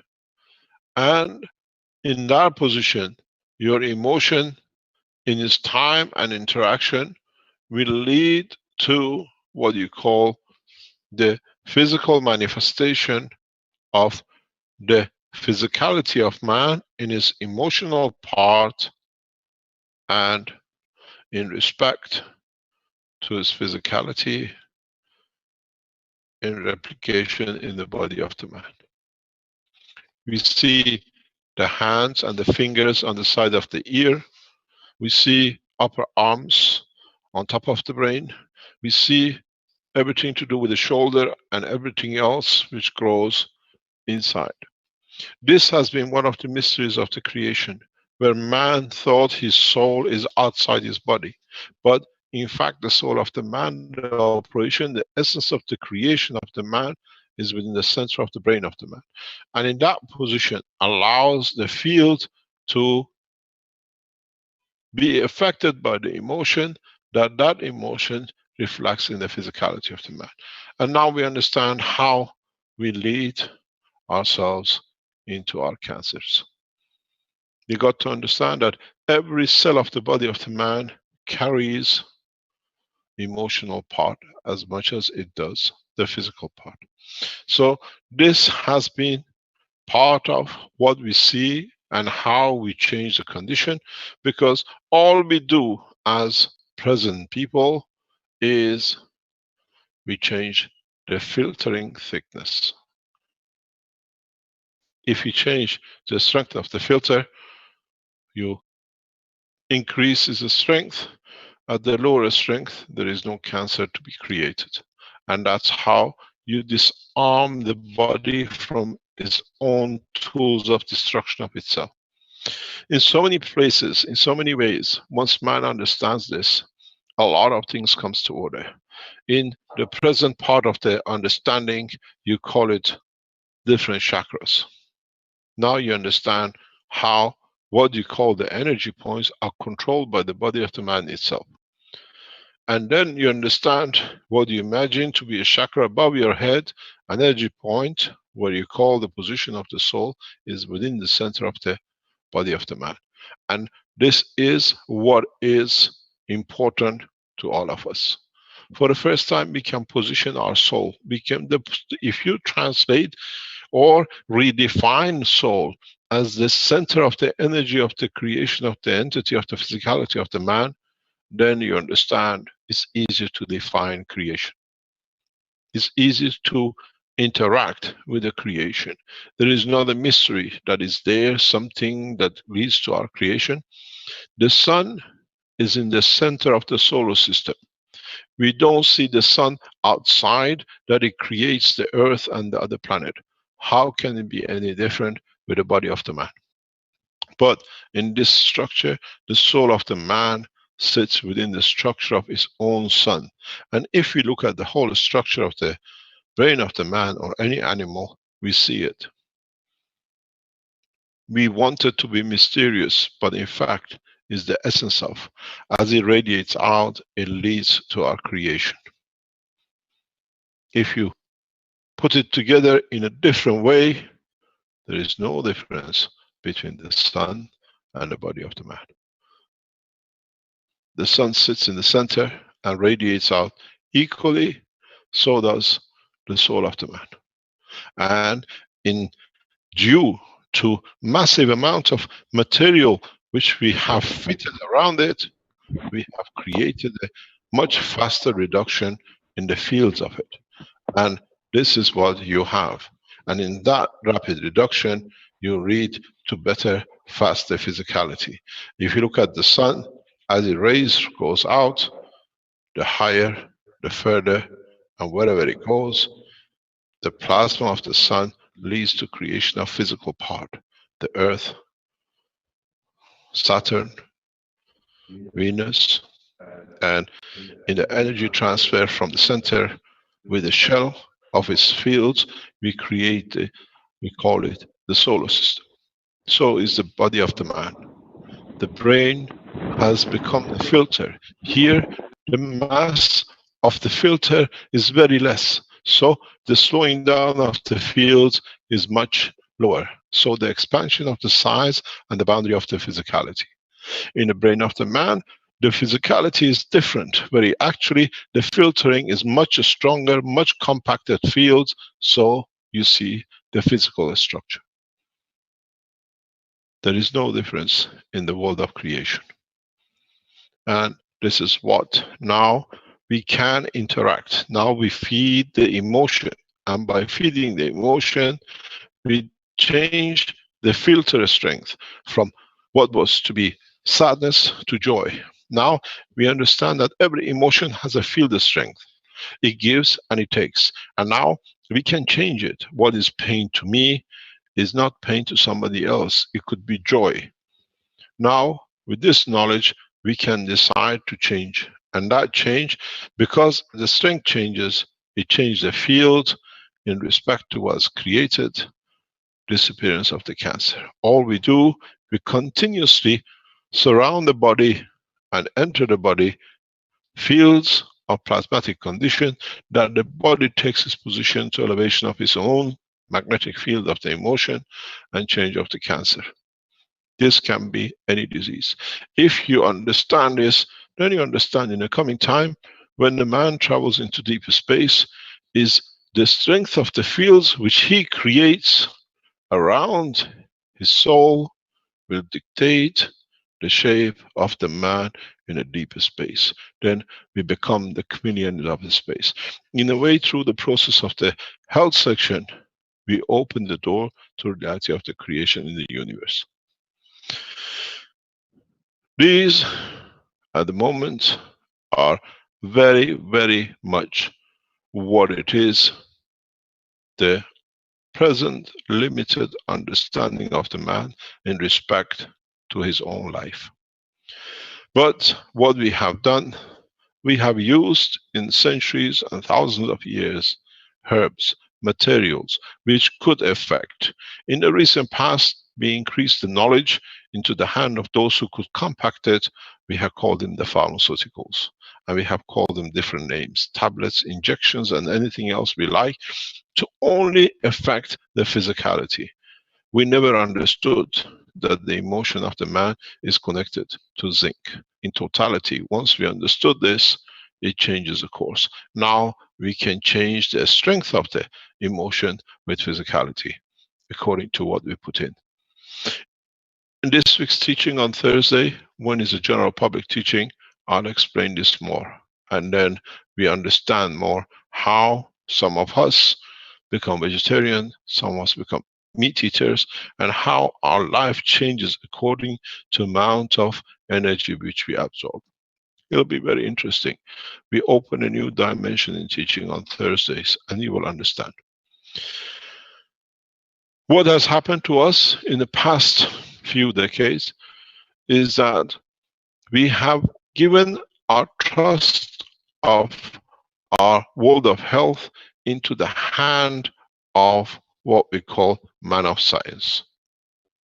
And the man of science, according to what their financial backers have said, have cheated, have depleted the life of the man in a way. It says my internet is unstable. Can you hear me, Rick?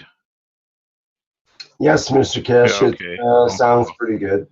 Okay, so now in past decades, we have given our trust in the hand of people who have managed to control the legislation and push anything they like to affect our physicality. We call them pharmaceuticals.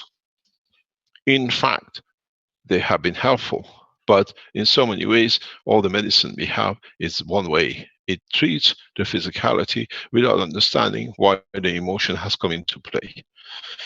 One of these cases which we strongly oppose in the use of medication is what we call the beautiful people, or what you call schizophrenic. World of medicine has never understood that the world of schizophrenic is world of two entities within the body of one man. We always call them the twins because we could see them, because they had two physicalities. We call them Siamese twins, which they share part of the physicality, but because of our own lack of understanding, we never understood that the two souls can live within one body that can share the body. In totality, in the world of creation, we call them the twin stars. When we look at the twin star, we don't look at two individual stars. We look at the collective effect of that entity in its environment. So, in so many ways, if the world of medicine ever understood this, would have never created any medication for a schizophrenic, because they know it does not work. Because they understood that they have understood nothing in reality about the world of creation, that there are two souls within the structure of one physical body. No medication can change unless you bother one and you elevate the strength of the emotion in one that affects the emotion of the other. If the man of medicine could understand there are two entities within the body, or three entities within the body of the man you call a schizophrenic, you will never give him a medicine. You ask his name. What does he want to be known as? How does he want to represent himself? And you'll find out you speak to different souls, which they have different language, and they dress different, and they react different, and they show different emotion. within the physicality of the body they carry jointly. This is the lack of understanding of the man, which we create medicines for the things we don't understand. And then because of our lack of understanding, we enforce it with castration, with imprisonment, and putting these people behind and into institutes which we should be in there, not them, because in reality we never understood the totality of the creation. We are too physical and we don't understand. So maybe with these teachings, as is cancer, we have become, through our medicine, the cancer of life of these people who are in entity, the twins, the triplicates.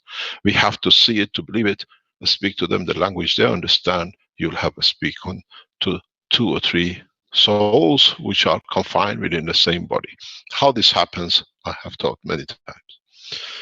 But at the same time, as the pharmaceuticals have created their own way of control that nobody else can afford to do it, they have brought in clinical trials that we kill more to prove more how ignorant of the knowledge of creation we are. At the present clinical trials, when you want to introduce something new, you create different animals. You give birth or allow animals to be created, born, and then you infect them with the diseases which is bothering you, and you're too chicken to do it yourself. You give it to the mouse, to the rat, and then you'll see what it does to them. And then you say, because 99% of the body of the whatever animal is close to the man, so we can barely or maybe use it for ourselves. But on the other hand, the man never understood that the creation of the amino acids from the atmospheric part of the body of the planet has led to creation of the man, and that is why all the animals have so much closeness, because man up to now never understood, as we've explained in many teachings, that is made out of 3 parts of this beautiful planet we call Earth. It has its gaseous part, it has its liquid part, and it has its solid part. And the amino acid of the body of the man comes from the gaseous part. And that is why most of the animals on this planet are so close to each other, because the mode of science never understood that us, totality of the life on this planet, depends on this, because water is made of the gaseous part, which is the carbon, oxygen, nitrogen, and hydrogen are the common elements. Then how they configure and interact with the metal part or the liquid part environment, what we call the solid surface of this planet, leads us to different kind of creation. On Thursday, I'll explain very clearly about even how all the animals created on the condition of certain strength have the same features. Why the man, the cat, the lion has 2 sections of brain, and how he comes to have 2 legs, 2 arms, and everything else, or you become a bird, the feathers, the wings, and the legs. For the first time, I'll disclose this understanding that the man understands more about himself, how he attains his physicality, and understanding this, how he'll attain physicality in different dimensions when he enters the universal community. In this process of understanding the structure, the present pharmaceutical creates another headache for us, with, in a way, pushing humanity to the verge of absolute insanity. This insanity is, why do we have to kill so many animals for us to be sure that when we use something, we are so covered, it won't damage us? I said some time ago, if the condition of testing needs to see what is good for us, every single restaurant, every single takeaway should have a FDA certificate that the food has been tested on the mouse and has killed no one. But we don't do that. We decided that wherever there is a lot of money, we attach to it physicality of health control. Nobody controlled my grandparents and my great-grandparents of a generation when they were the medicine man. Now it makes a lot of sense to make a lot of money, and we put it under control of what we call pharmaceutical control. And nowadays, even if you want to eat a mint, you have to have a certificate from the shop that is a mint and what the FDA does with it. For this reason, to comply with the present regulations that the material is safe and shuts in a way a lot of criticism on the Keshe Foundation, we collaborated with a scientist in Tokyo. The original testing was to show that these materials which we use, which is a copy of the structure of the universe we call GANs, which is the packs of energy, are not toxic, that don't harm us. Because there has been a lot of criticism that these things are this and that. So we start step by step, element by element, to find out which one has which effect. So we started what we call the clinical phase 1, which is for toxicity. And we'll see this test done by the scientist himself in laboratory of the Tokyo University. And he will present the paper. This paper is fundamental. It will be the cornerstone of all the application of what we call CO2 and zinc oxide. We need to do many of these toxicity, but by energy level transfer and not by killing animals. As I said, before we start this part, we bless the soul of those animals which intrude in their souls for our own weakness and cowardness in testing it on ourselves. As I said before, when we lose those who lose their lives on the line to protect our lives, in the military term, we stand by the flag and we stand silence. We do the same with the football players who served us and gave us pleasure. Maybe it's time to stay silent for the soul of the animals we sacrifice to prove to these ridiculous conditions of what we call medical control. I ask you to stay silent for a minute and we come back. And then we start the presentation by one of the most sincere scientists I know, one of the most highly intelligent people I know, and one of the most honest men I've known on this planet. Stay silent for 1 minute, please.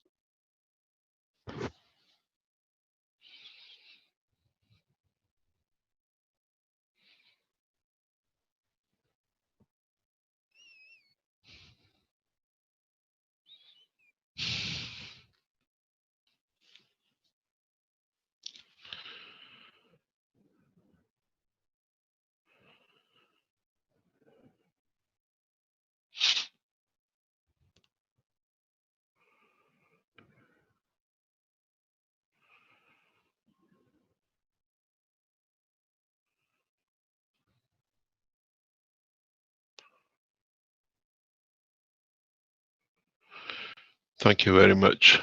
If you were with us here in this room, you would have heard something very strange. Even the church bells start ringing. Very strange. The Creator is with us, the non-time control.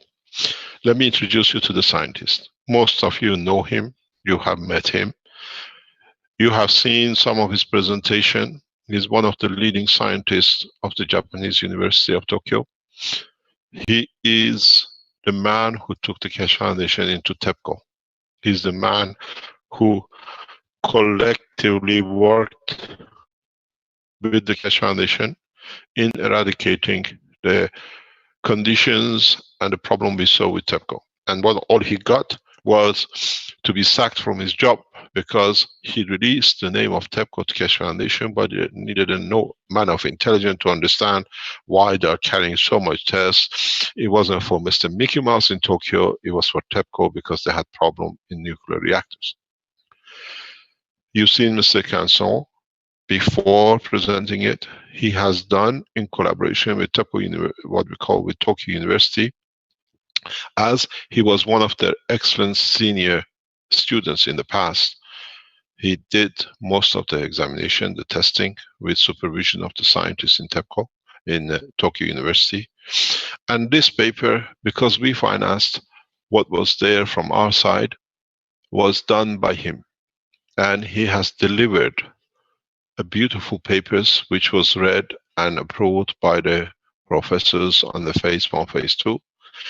And what we have seen has been such a rapid, perfect results that we decided to publish the third paper as it is, because what we saw as a result confirms the correctness of the technology in eradicating cancer in one go. Usually we spend months to see the result. With this technology and use of the GANs materials in the data which will be presented to you scientifically, shows does not need months, does not need uncertainty. The results indicates and shows that in the case of intestine cancer, which can apply the same to stomach and large intestine, we have seen 100% reduction in all cancers with the animals tested, and 5 of the 10 animals were sacrificed, and the data showed no toxicity. I do not see any reason for the other 5 to be sacrificed. This is enough. In that case, and because of the situation we have now in Tokyo University, we have written the final paper done by the scientists who's done it. What I ask Mr. Snow to do for us is to present every paper today step by step. Trial phase 1, full information delivery. Those of you who have come from governments, we respect you. And those of you who come from pharmaceuticals, you will learn something new. Those third world nations who could not afford and cannot afford 150,000, 200,000 chemotherapy, your nation can achieve the same result with less than $1. But with most probably high guarantee that the cancer will not come back, because with this technology you have sorted the root of it, which is emotion in most of cases. I'm going to go quiet. I invite our sincere partner in development to take over.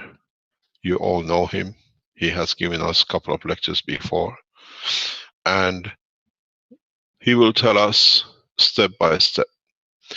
I have asked him to explain the production system, how he produced the material, that you as governments and as citizens can produce it yourself, and you have to understand there is a disclaimer. This is what we have seen. This is data scientifically approved, has been collected. I feel sorry for pharmaceuticals with all the chemotherapy from today, but I'm very rejoiceful because I know they didn't work. They give you time lap of life sentence between 5 to 10 years, or maybe a little less, maybe a little more. This is our finding. This is what we see is the responsibility of every individual to decide themselves. We teach you the method how to make the material because we are strong and we know this brings us benefit in elevating the soul of humanity. In this process, everything will be explained in detail. We allow governmental, we know they are sitting from different nations in the background. We allow scientific organizations to ask and put questions directly to us. This is your right. But what we don't allow is for you to foreclose on this technology, because the technology belongs to humanity and is a gift from Keshe Foundation to world population. This time, we don't make a mistake of the past. This time, we work directly in sharing the knowledge through the hand of the scientist. We're going to carry on with trials which you or pharmaceuticals wants to do, and our resources at Keshe Foundation and our scientists are and will deliver this directly to all of you. Which means if you are a member of the pharmaceutical and you want to be as part of the work, it is your job to join us on the Keshe Foundation website, which we have developed, and it's called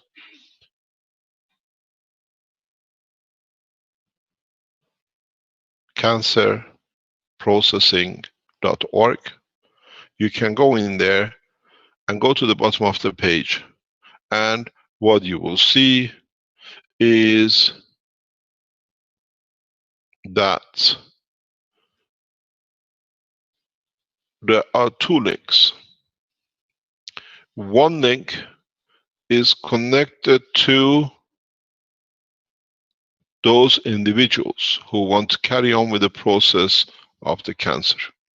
The other one is for pharmaceuticals and governments. We release the knowledge fully. There are some we cannot disclose here, as we did before, that you can rapidly develop these things in the background. We know government officials from a number of African nations are in the background. We respect you, and this is a gift to Africa. This directly to understand to all of you. Simplicity of the which technology. Means if you are a member of the pharmaceutical, will deliver these products across Ghanaian territory in the coming weeks at the disposal of the nation. And the government will tell us how they want to handle it. There should be no cancer in Ghana in the next 12 to 18 months. Those who are connected to the emotional part of the body of the man. We release these technologies because it's the right of the man to be free from the shackles of the control.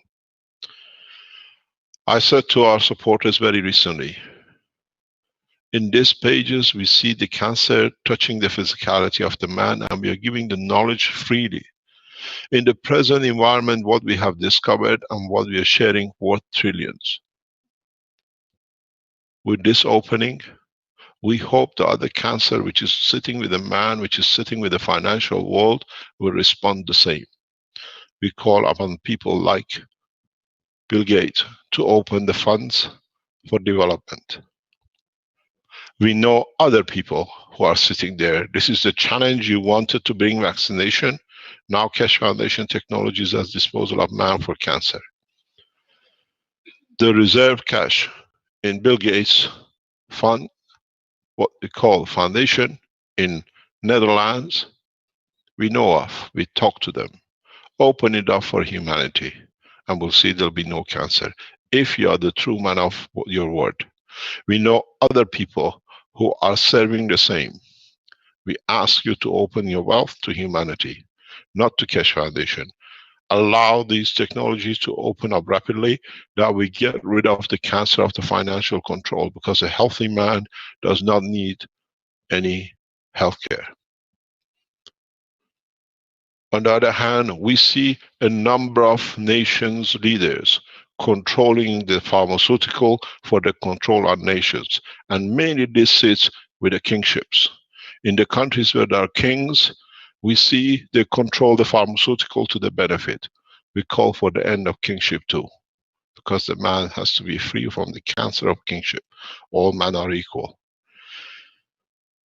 Our wish is our command, and we shall see very, very soon the end of the kingships across Europe and the rest of the world. This is the wish of the supporters of the Keshe Foundation, and shall be done. We challenge the richest men in the world to open their wealth to serve humanity the true way through the Keshe Foundation works and other agencies who work like us, not to benefit themselves in the front and be charitable in the back. I invite a very simple man to explain to you. I've known him for nearly 4 years. He has risked everything of his life. You remember I told you the American government wanted to stop the process with TEPCO. They put a 4-year-old child into prison. It's his child. They put his child and his wife. to block TEPCO to release information. So he has received everything we've been through, he's been through. Mr. Khan, can you take over and please go through pages, every paper, one by one. Are you there? Can you open the KF Japan for us, please? We see him on the list. Yeah, Yeah. Can everybody hear me well? Yes, good morning. Good afternoon to you. Almost evening, sir. Yeah. Evening. Yeah. You have the total freedom. I would like you to share the knowledge on the first clinical trial to prove the material is used scientifically is non-toxic. Then I would like you to present the second paper, which shows the material for its application to cancer. Sure. And thirdly, you can go ahead and close with the third, what I call the test and results on the mice which you have. And these tests will go, these papers will be freely on the Keshe Foundation blueprint for governments to go to very rapidly. It shortens the application very rapidly. And we thank sincerely the Chancellor of Tokyo University and the professors who helped us with this. If you are Japanese, send your thank letters and commissions to the Chancellor of the University of Tokyo. He's been elemental, especially the professors in the background who have helped us to do this job. Sometimes these chancellors don't see the reality because of the position of the power. But pray for his soul that we extend this research into Fukushima and that area. No nation needs cancer research and development more than Japan at the moment because of the large number of cancers which has come across due to Fukushima. So if you're Japanese, send your thanks letters to the university chancellor. If you are from anywhere, from any part of the world, and you have respect for the word of the foundation, do the same. Very easily, send your gratitude to University of Tokyo. Info what you released as Blueprint for Cancer Today. Without them, this would have not been possible. You can send your thanks the same, since with the government of Japan. In knowing openly we were researching, they allowed the research to be carried on, that they could see the benefit for the nation. Mr. Khan, the floor is yours. I sit back. Thank you so much. Thank you very much for 4 years of work. Thank you, sir. None of this could be achieved without your support, mostly like emotional, also financial. So also the invention is yours. So we just applied, we just try to find new ways to use it. So, and also I'd like to thank you to University of Tokyo, the professors and assistants who really tried their best under very stressful condition to carry on these researches. So yes, but none of this could have been achieved without your support. So yes. Anyway, I'm still trying to recover from the Dr. Rodrigo's photos. So my presentation will be rather dull compared to his presentation. So okay. Every time I share these pictures with Mr. Khan, he says I'm going sick. He calls them the sickening pictures. But this is the reality. This is awful now. But at least a mother is there for a child. That's the beauty of it. Yes. Anyway, okay. Yeah. I'll leave it to you. You can start your presentation, please. Sure. Thank you so much, sir. Can you see the? Yes. Yeah. Okay. We see the medical and biological use of CO2 and copper GANs. Okay. Anyway, this Go ahead. This is the starting, so I don't need to tell much about it, and I'm skipping this page.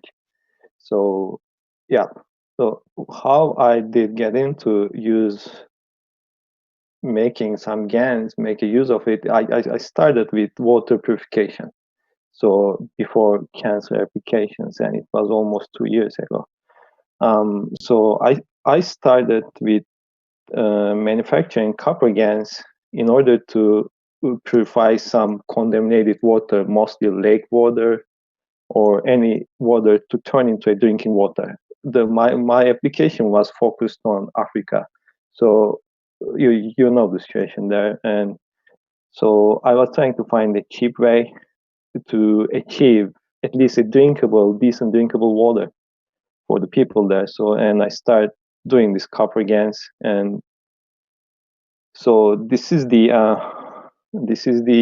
simple Well, test I made. excuse me.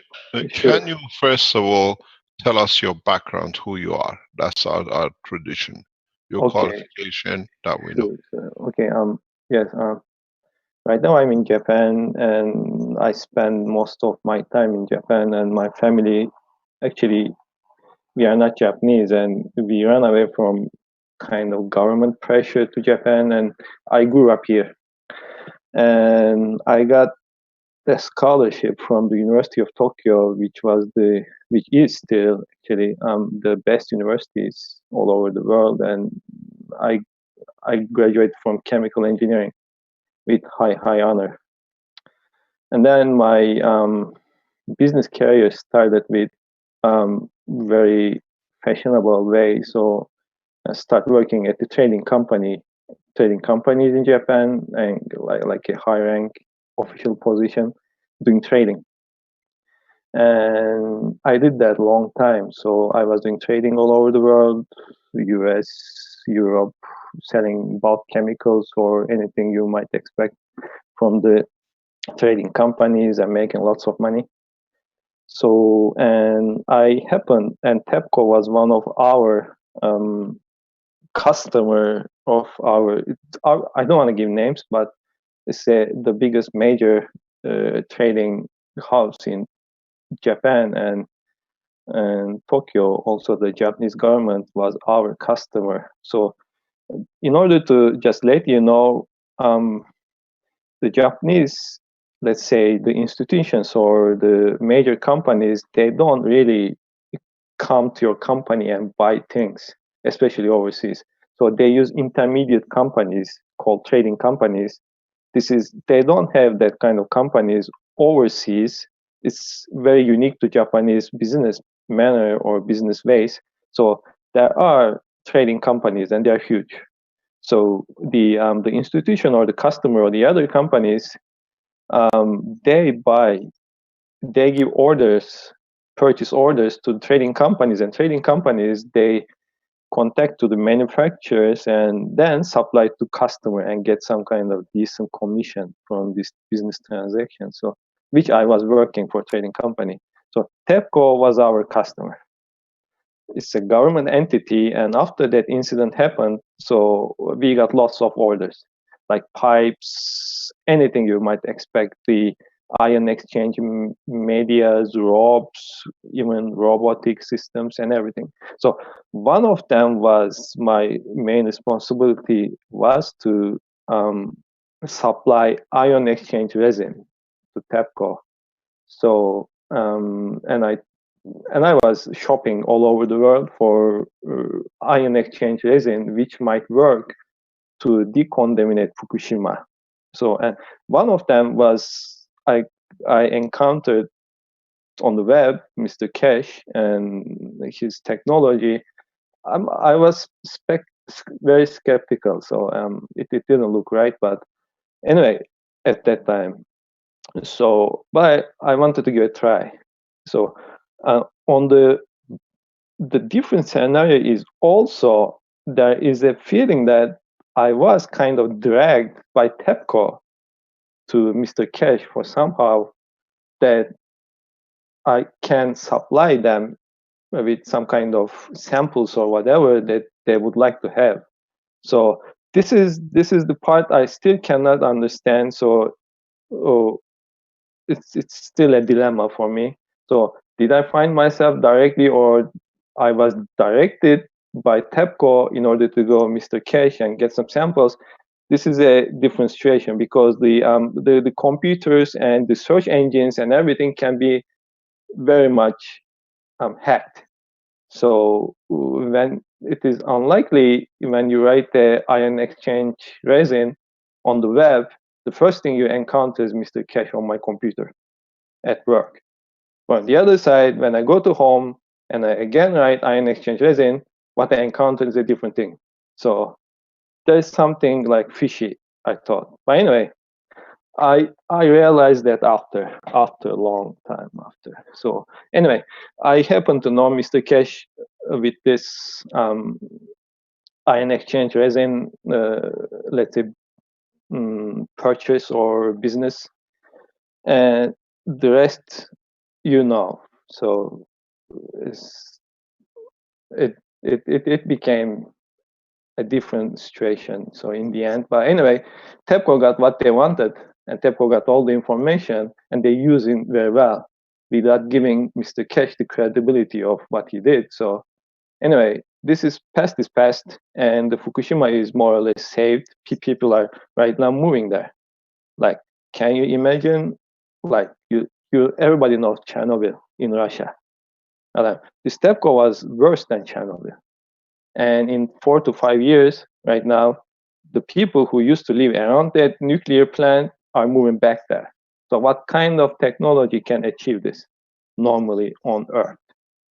So none of the companies or any, look at all the literature and publications, there's no such technology existing in that massive scale of decontamination of soil, water, whatever you guess. So I believe, and I still believe, the TEPCO is using very much Mr. Cash's technology. Still they are using, maybe even they took it further.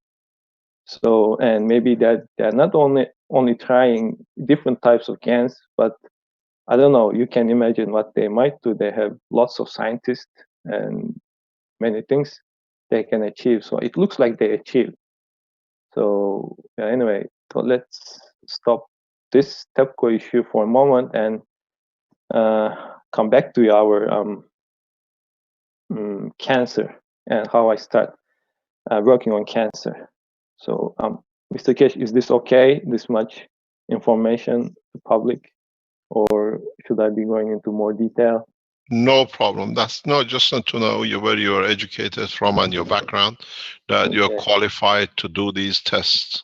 Sure. Well, I wanted to tell that because I still want you that the TEPCO should pay respect to your organization and you. So regarding in time, it will change. So don't worry. Can you carry on with your presentation, please? Sure, sir. Sorry, I took so long. Thank you very much. Yeah. So, thank you. Yes, this is how I started with water purification. So this water actually is it is a lake water. It's a small pond in Tokyo, in Kichijoji, called It is in Kichijoji anyway. Don't go into detail. So this is the copper GANs, and this is a regular water. And you can see the copper GANs powder. You mix just with water, and then you filter this. Again, when you filter, all the GANs powder remains in the filter. The beauty of it, you can reuse it. So what you have is water called energized water, or GANs water, what I call. So just put a few drops of this to the contaminated water, just a few drops of this GANs water, and mix it. And then wait for 6 hours, you can see the color change.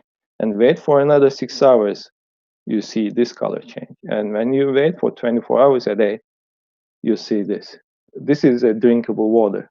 And you start with this, and you use this. So this is what is breakthrough is. This powder can be used many times, and this is the cheapest way to decontaminate the water. So, and then I was very amazed with results. So, and these are the results actually. And after at the lab,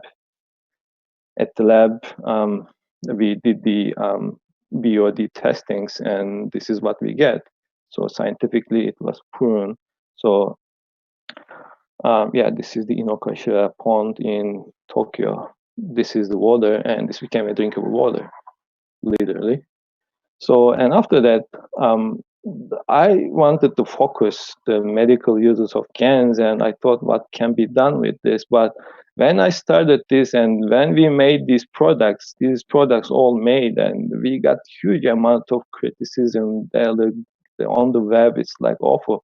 This is like the GANs is poisonous, and you die if you eat this and drink this and everything. And my small kid right now, so by mistake, I had this in my fridge for some reason, and my wife used it. My wife made a soup out of it. So, and they consumed it without my knowledge. So, everything is fine. So, anyway, we had to prove this, the criticism with the orthodox methods, which we had to sacrifice many animals in order to do that, which actually not comfortable. So anyway, this is the copper GANs. This is the CO2 GANs. When this is a lot of amount, and this is how you make it. So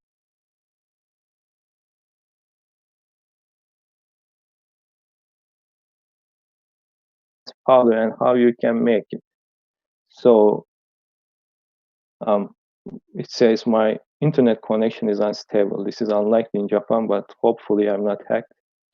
So anyway. Just carry on, there's no problem. This is, you go on the Keshe Foundation website, you see we have a method, we show how to make a CO2. This is a method done and followed by in Tokyo. We are all familiar with this process, but this is how he does it, and the results you get from the technology is using production of CO2 this way. Okay, we just here modified to get a higher yield. So this is more or less the same. Everybody can follow their own way. So this is basically more or less the same, but we just heat it up, the solution up to 60 degrees. And we use this caustic soda, which everybody actually uses it, and plastic container is typical. So we more or less in a day we have plenty of GANs with this method. So, and the thing is, in order to use it as a pharmaceutical grade, from the number 7, you have to do a few extra steps. So what we did, when you make the GANs, everybody knows how to make the GANs, and you collect the GANs with the water itself. The GANs is floating on the bottom of the plastic container, but you just mix it, and then get that water and centrifuge it. And the centrifuge is 10,000 RPM for 10 minutes. That's the typical. And then, but in the end, you replace the water with something called molecule, which is used in the pharmaceutical instead of water. And then when you centrifuge it, the meaning of centrifuge is like you centrifuge the blood, as an example, or you centrifuge anything to separate what is inside. So when you centrifuge the GANs, the GANs with water, the media you got from the plastic container will be separated nicely. Like you don't see anything on the upper side, but everything, the GANs, the powder is precipitated down. So what you do is you get all the water out, which contains salt and everything, all sorts of stuff. Instead, it's kind of a washing, but like a high-speed washing. And then you add molecule instead of that water, and you fill it up again, 50 milliliter, and then you sonicate, like that. There is something called sonification, ultrasound sonification. So they actually use it mostly to make salad dressing, to mix water and oil without any surfactant or something. This is a sonification. It's a probe. They call it probe. What you use it for sonification. It's a cheap equipment. So, and those are these are the parameters that you can apply.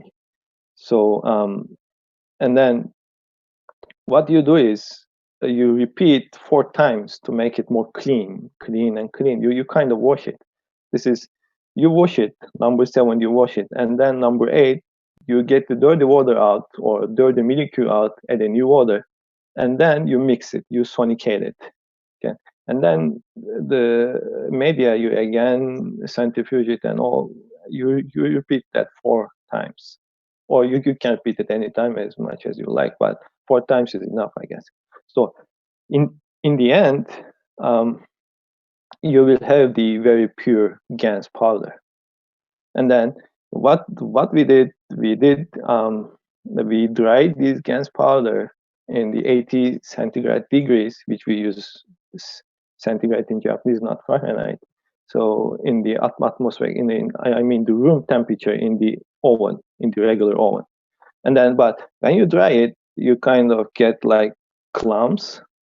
And in order to like get rid of that, you can use some kind of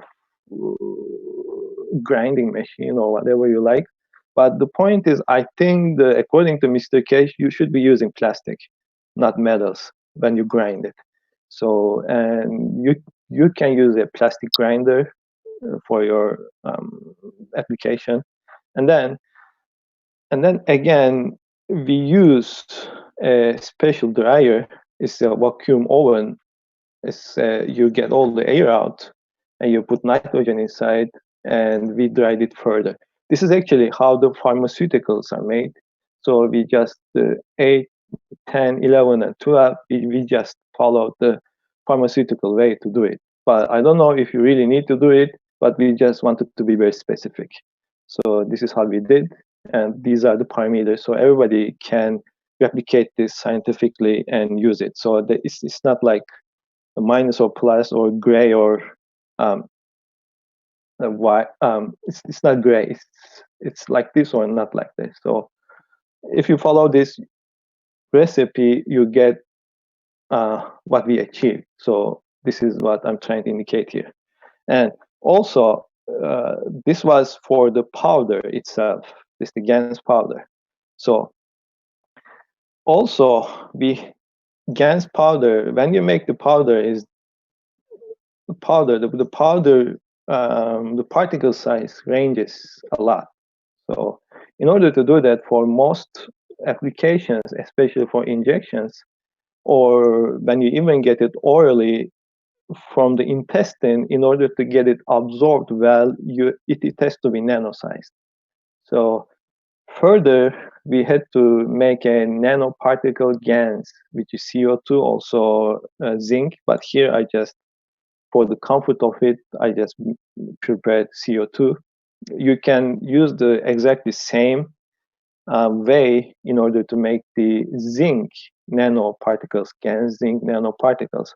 So from 1 to 9 is exactly the same as you do the powder, but you don't dry the powder. When you finish washing the powder, what you do is you just filter it with a 8 and 10 micron filter paper, which you can find at the lab very easily, to get the bigger particle size, more than 10 or 8 micron. You discard them. And then there is something called an equipment. It's called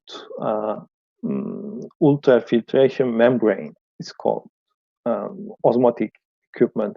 So that is a special equipment. When you put the leftover GANS, once you filter it into that equipment, which the pore sizes are 100 nanometer, it has a mesh consists of 100 nanometer. It gives you the what is that equipment gives you the product, the powder, but in the liquid, in the water, every particle size less than 100 nano.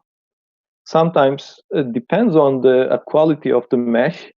Sometimes it is sharp, less than 100 nano, or sometimes plus minus, like even sometimes 200 nano you can get, depending on the quality of the mesh used. Although it says 100 nano, sometimes it's not 100 nano, and we get like 160 nano or 180 nano sometimes. So this is used for mostly creating nanoparticles, which we mostly use in our application. So these are the parameters. So when I'm telling about the CO2 GaNs which we use, this is CO2 GaNs nanoparticles which we use mostly, which is nano size, easy to be absorbed or injected. So after the let's say can I come back in?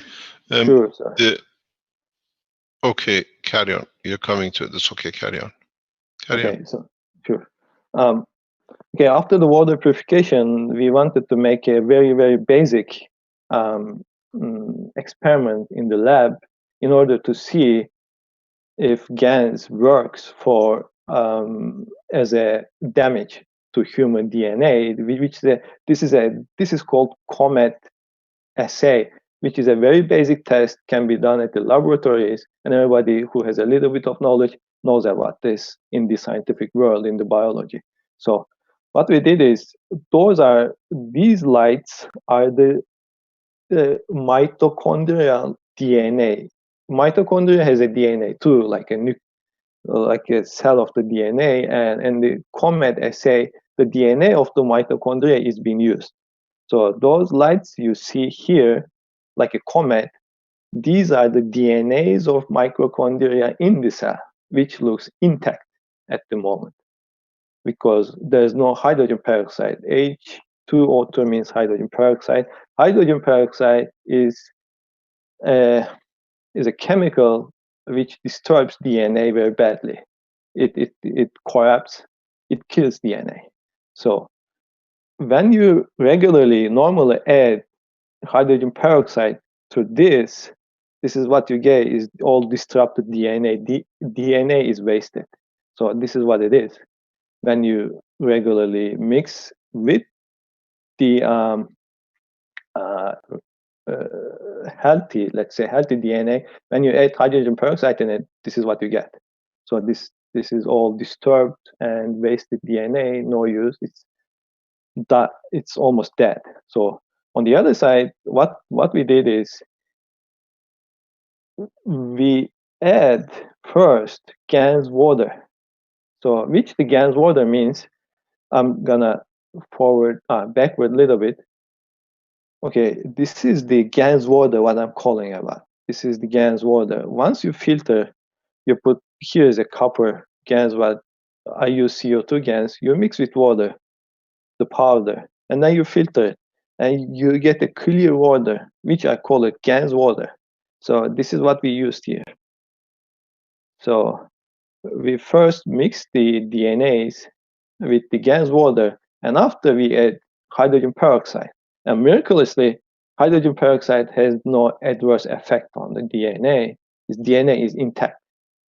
This is very interesting. And then once this was the beginning of everything, actually. So at the University of Tokyo, when they saw that this very simple test, they said this is unlikely happen. It can unlikely happen. You just add a regular water and nothing. So and this is DNA is intact. It's very unlikely, and we want to work on it. So this is how it started. Okay, so I'm going to the next slide, and then so we were trying to find some ways to do it. We should use it for something very, very difficult to cure. So at that time we didn't have any project yet. So what I did, I just actually got one poor mouse, a poor mouse from a colleague there, and we induced tumor on this mouse. So and then this is the tumor, and this is 100 Japanese yen. For the comparison, it's a big tumor. So this is the GaNs water, which we were actually manufacturing here in this way, and we had a lot. So we want to try it. And after injections, we got this mouse totally intact and recovered, but this test was uncontrolled. There's no control group in this. This is not scientifically okay. But preliminarily, we get to know that this works for cancer, and this probably works well. So this was done in 2015 here. So, and what I did is I injected this right into the tumor. So for almost a month, you get everything recovered, like more or less the Dr. Rodrigo's experiment. This is not experiment, but treatment of his patient, but not so severe. So this tumor was under the skin of the mouse, and it wasn't disruptive on the outer skin. So when the tumor is gone, it's totally like a healthy mouse. And this was the first experiment I did myself, which led to the other bigger experiments. So, and then, okay, in order to, once again, we said, in order to prove this works, we have to implement some, let's say, orthodox ways, like a regular scientific ways, which all of them actually requires us to use the animals, so especially mice. And in order to do the toxicity test, we follow the regular path, which is that we use 65 mice in order to prove this CO2 gas is not toxic. So those are all the, I put all this information on the presentation just for notes. So I'm not going to explain all of these, but this is probably being recorded all over. So who wants to replicate the experiments we did here, all the information is out on this presentation. So you can replicate it, and you can see the results for yourself. And once there's a criticism comes, at least we have some kind of scientific evidence on a scientific base that will stop all the criticism, unbased criticisms. Like, anyway, so I just want to continue the presentation here. We used total of 65 mice, and we divided mice into 7 groups. Sorry, it should be 13 groups, 5 mice each. So that was a mistake.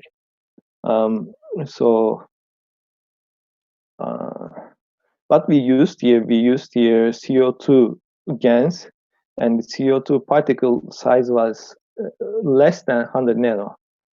So, and the average of the particle size was 35 nano. So what we did is we got all those mice, and except 5, we injected all of them with the GANs, which the GANs is this GANs. So in different concentrations, like from 1,400 to 0.5 milligram per kilo. So, and we injected the mice through their tail. There's a vein, and we injected through their vein. And then after we wait if they die or not. So whether they die or not. So that was the experiment done. Also, we checked some of the mice we had to sacrifice, like after injecting one day, 3 days, 6 days, and 16 days, in order to see if there is any accumulation or damage on their tissues. So I'm gonna show them a little later. So this is called this result called is LAD50 estimation. This is the main basic estimation,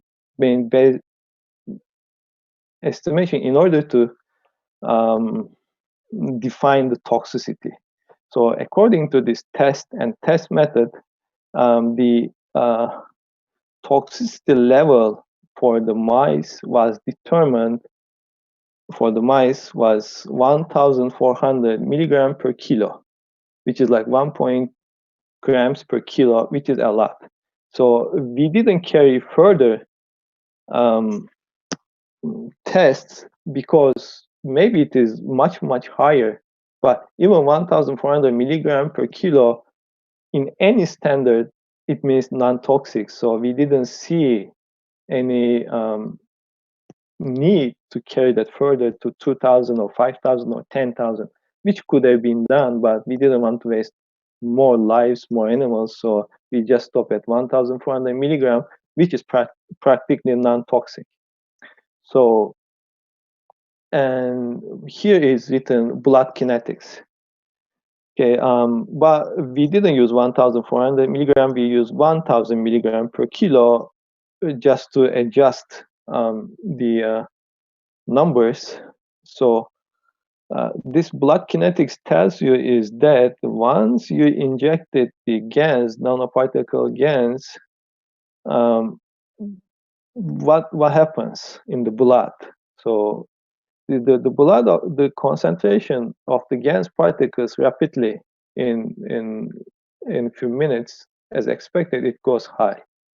And then it goes down and down and then typically vanishes in 1 hour. So what means that when the GANs nanoparticles in the blood vanishes, where do they go? They go into the tissues. It means that they go into the tissues. So, and then we had to see the short-term tissue distribution of GANs on the tissues. Let's say the liver of the mouse, the kidney and the spleen of the mouse. So, so this is what we did. We had to sacrifice the mice and we had to smash the liver, kidney, and spleen, and we had to measure how much of GANs is inside the in their tissues actually. So this is the test, and this is the test reports I've done. So it looks like the GANs is not accumulated in the tissues as well. So it rather goes through the urine or goes through the feces of the mouse. So it is very much in 1 hour, more or less, you lose all the GANs that you got injected. So of course, everything stays in your bladder, and it means that it is neither in the blood nor in the tissues. There's no accumulation of this. So everything is rapidly discarded. So this is what it means. And then here, the pathological examination, which we did. So these are the liver, kidney, and spleen tissue. These are the photos. So once you injected the GANs nanoparticles, because you are injected something like a solid and nanoparticles, even titanium dioxide is toxic. So you would expect some kind of damage somewhere. But with the GANs, it is not the case. So this is the control group, and the colors of the photos are kind of different, but it was taken in different times. So the exposure or the lighting is not well adjusted.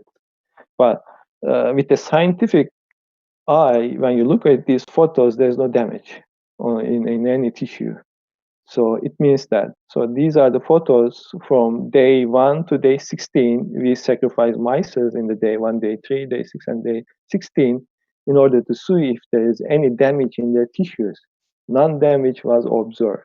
So this is what proves it.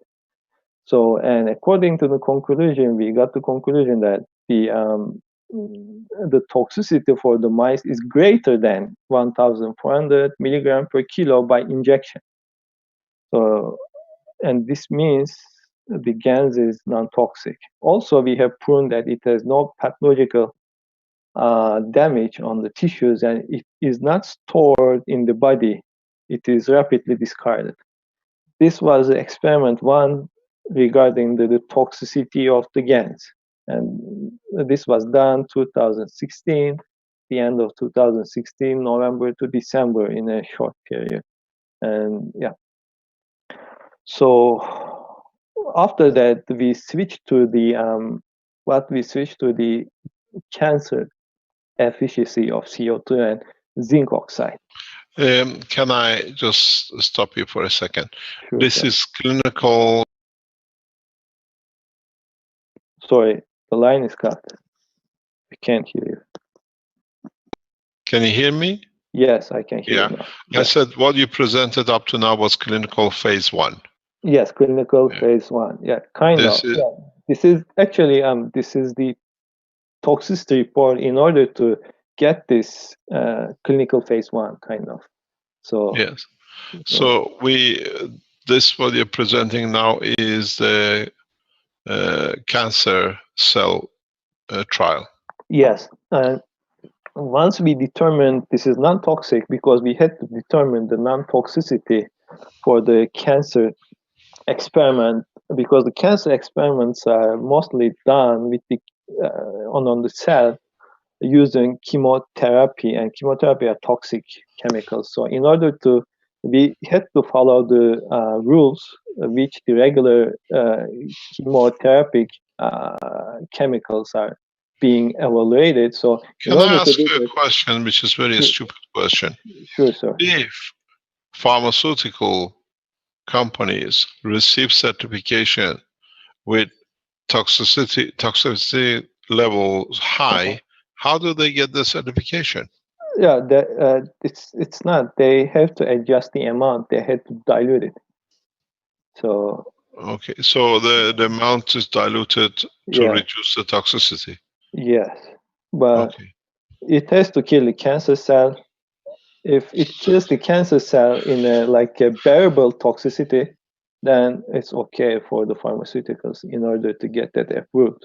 So okay, of course you don't use mercury or arsenic or whatever because it's very toxic and it kills everything rapidly. So there's no way to get approved for these kind of chemicals. I'm just telling these because everybody knows mercury and the arsenic is very toxic. So okay, so with we make a conclusion on paper 1, the first trial.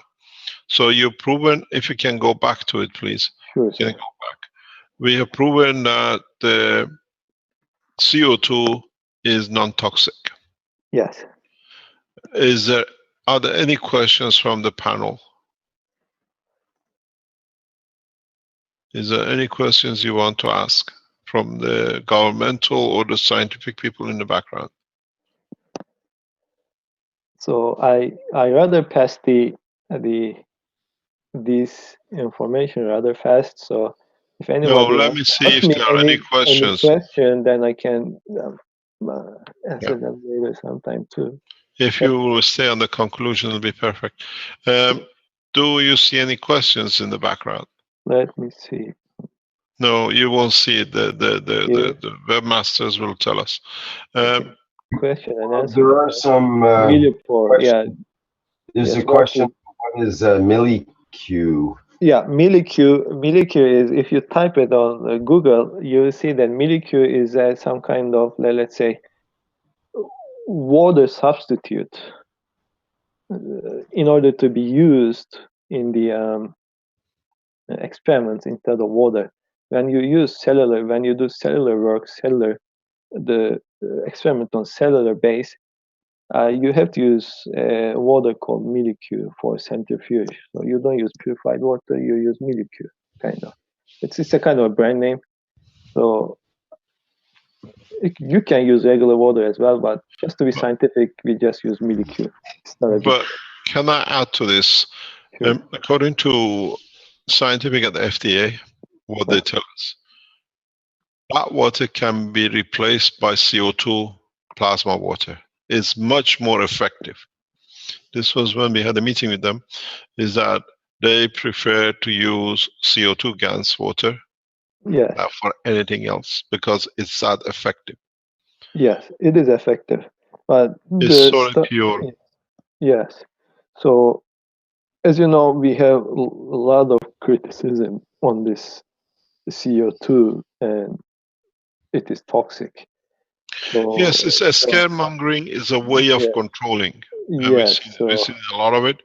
We've seen it where it comes from, and now this is the paper done in Tokyo University, The data is there to be analyzed exactly. If you follow the same procedure, you should get the same result.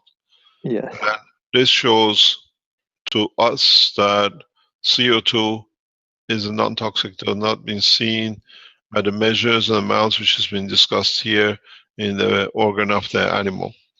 So this has been a crucial point for us to do the second part of the clinical trials.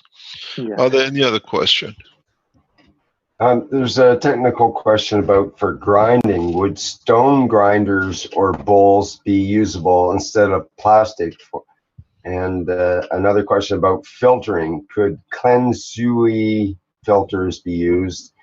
Cleansui are microfiber water filters used in households and in tech hospitals as well.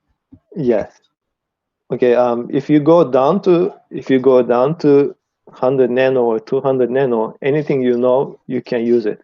So we had that equipment, reverse osmosis equipment at the lab, and it works with this kind of mesh. So we prefer to use it. So, but anything you can get under the nano, you are free to use it, I guess. Okay, and what about the grinding or with a stone grinder or stone bowl? Grinder, yes. This is the usually what we do in the lab and what we do at the pharmaceuticals. We have a grinder, but this grinder is metal. So we normally use it to grinding the whatever the chemicals we have. Even we grind pills, and so. So people could perhaps use a what they call a mortar and pestle, which has been used traditionally for centuries. What has been, why I added that, because Mr. Cash, he advised me not to use any metal while I'm grinding. So we had some actually made of glass. We had a glass mortar, and I used that. So, well, I think you can use anything you like pretty much, except metal. But I think Mr. Cash knows better the interactions between the GANs powder and the other metals, or he recommends plastic. So I think he should better answer this question, which is the best to grind it. Okay. Okay, would you like to go out within our limit of the time? We don't have a problem. We're at about 3 hours right now. There was a suggestion that we could have a 5-minute break at some point within the next hour. We do have to restart before the 4-hour mark for sure. Okay, so maybe... do you want to do it now? Because we've been going for 3 hours. We get a 5-minute break. That you can restart the process, but keep the videos going. Don't break up the YouTube and others. Yeah, we're fine on the live stream. I think it's just on the Facebook that has to be restarted. Actually, but we can just take a 5-minute break. Restart the Facebook, but we carry on. Anybody wants to stay on the screen or on that in the talks, we try to answer questions, or we play music for a while and then we come back in 5 minutes. Yeah, I think that's the plan.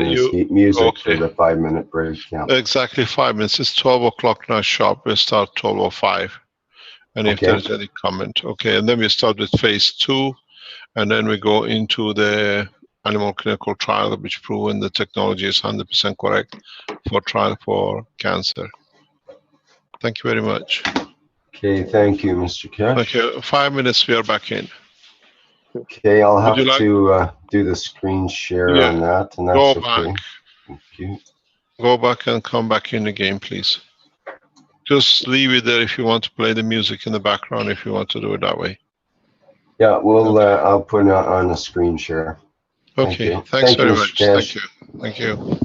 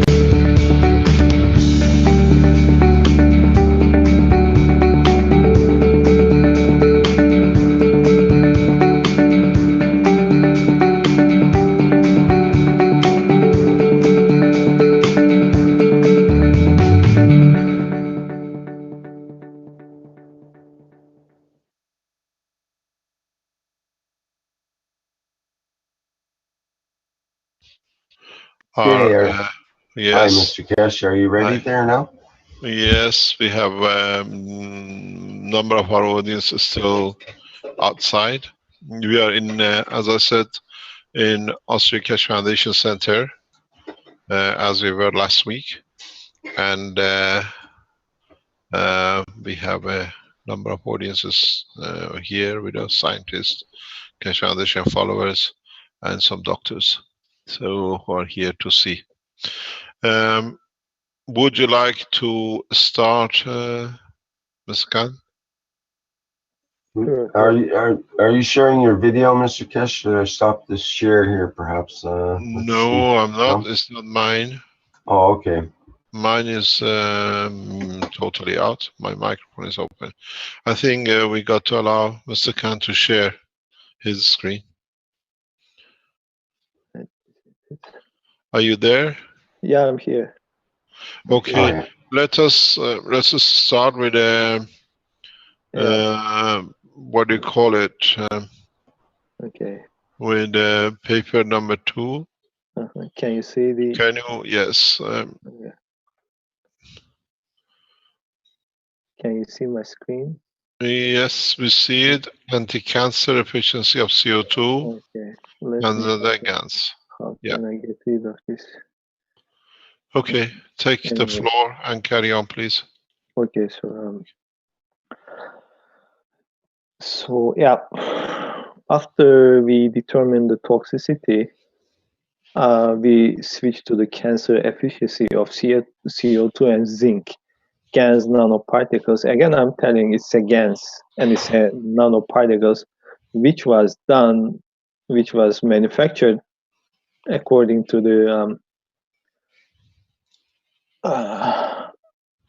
method that I described before. It's the GANs in the water and is in nano size. So, and this also, time you use actually the GANs itself plus water. It wasn't GANs water on its own. Say again, please, sir. I said you this time for this trial, you use the GANs water, or did you use a GANs with water? GANs with water. I mean, GANs with water. Because the GANs, in order to inject this, not inject this. In order to use GANs, it has to be dispersed in water in order to retain its nanoparticle. So once you vaporize the water, it will be gonna. Yeah, you see, you speak about the GAN nanoparticle. We speak about the GANs. Yeah. Which is made of the environmental condition, not as a matter state. Oh yes. It's a big difference. Okay, yeah. Carry on. This is your paper number 2, anti-cancer efficiency of CO2 and zinc. Okay. GANs nanoparticle in vitro. Yes, this is the GANs particle we are talking about. So this GANs particle, like a regular nanoparticle that you can see. Go ahead, please. So, yes, sure. The test material we used on human cancer cells. It's a tissue. So, and we evaluated 3 types of cancer. The names are written here, as you can read. I'm not gonna go into detail. So, and everything, the equipment and all the reagents that we have used is being written here in detail, also where they were bought. So again, I'm telling this so everybody can replicate what we did and get the same results scientifically. So this is what all information was put. I'm not gonna go through all of these one by one. If anybody wants to replicate, they can just use this information. So also the test method was GANs nanoparticles, which is CO2 and zinc. Also, what we did, we used these GANs particles, CO2 and zinc, in 2 different media. Media means you dilute it in water, regular purified water, or you dilute it in something, what I call is amino, what Dr. Rodrigo is calling CH3 GANs. So it's the same thing actually. So we tried 4 different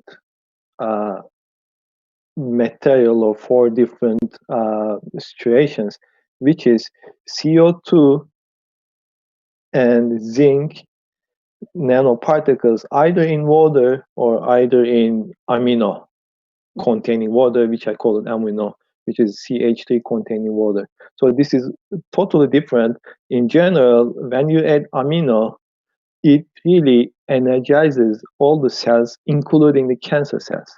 So when you have a very strong cancer cell, even the GANs is not working for some reason. So this is how we evaluated the situation. So before we started the experiment, we weren't aware of it.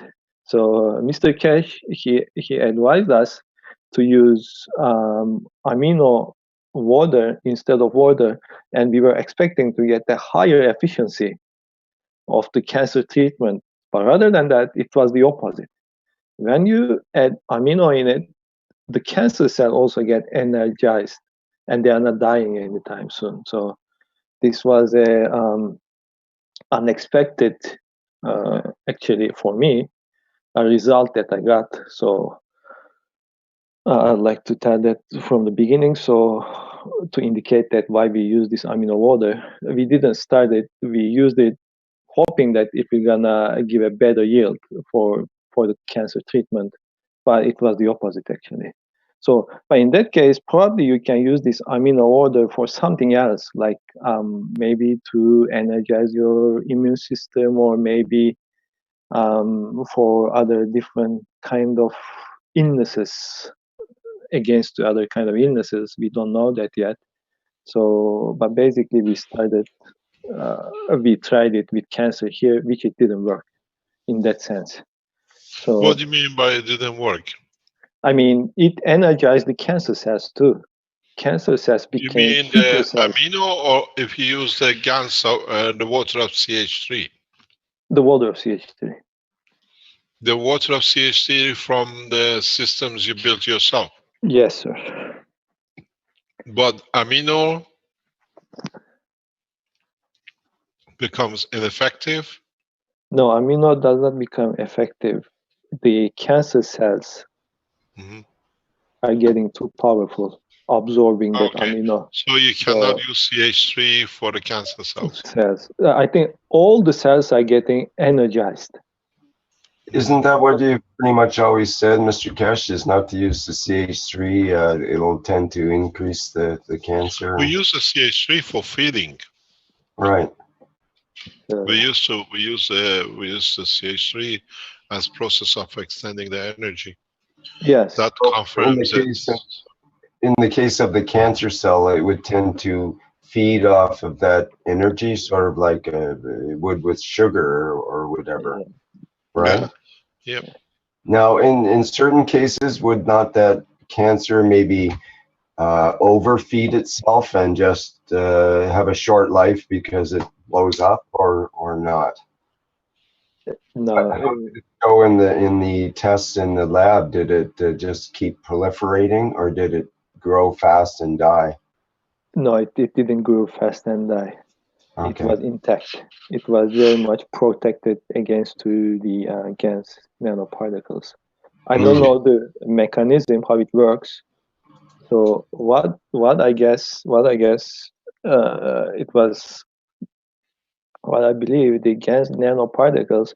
These nanoparticles are destabilizing the lysosomes of the cells, and the lysosomes are the toxic. Let's say in every cell there is a organelle.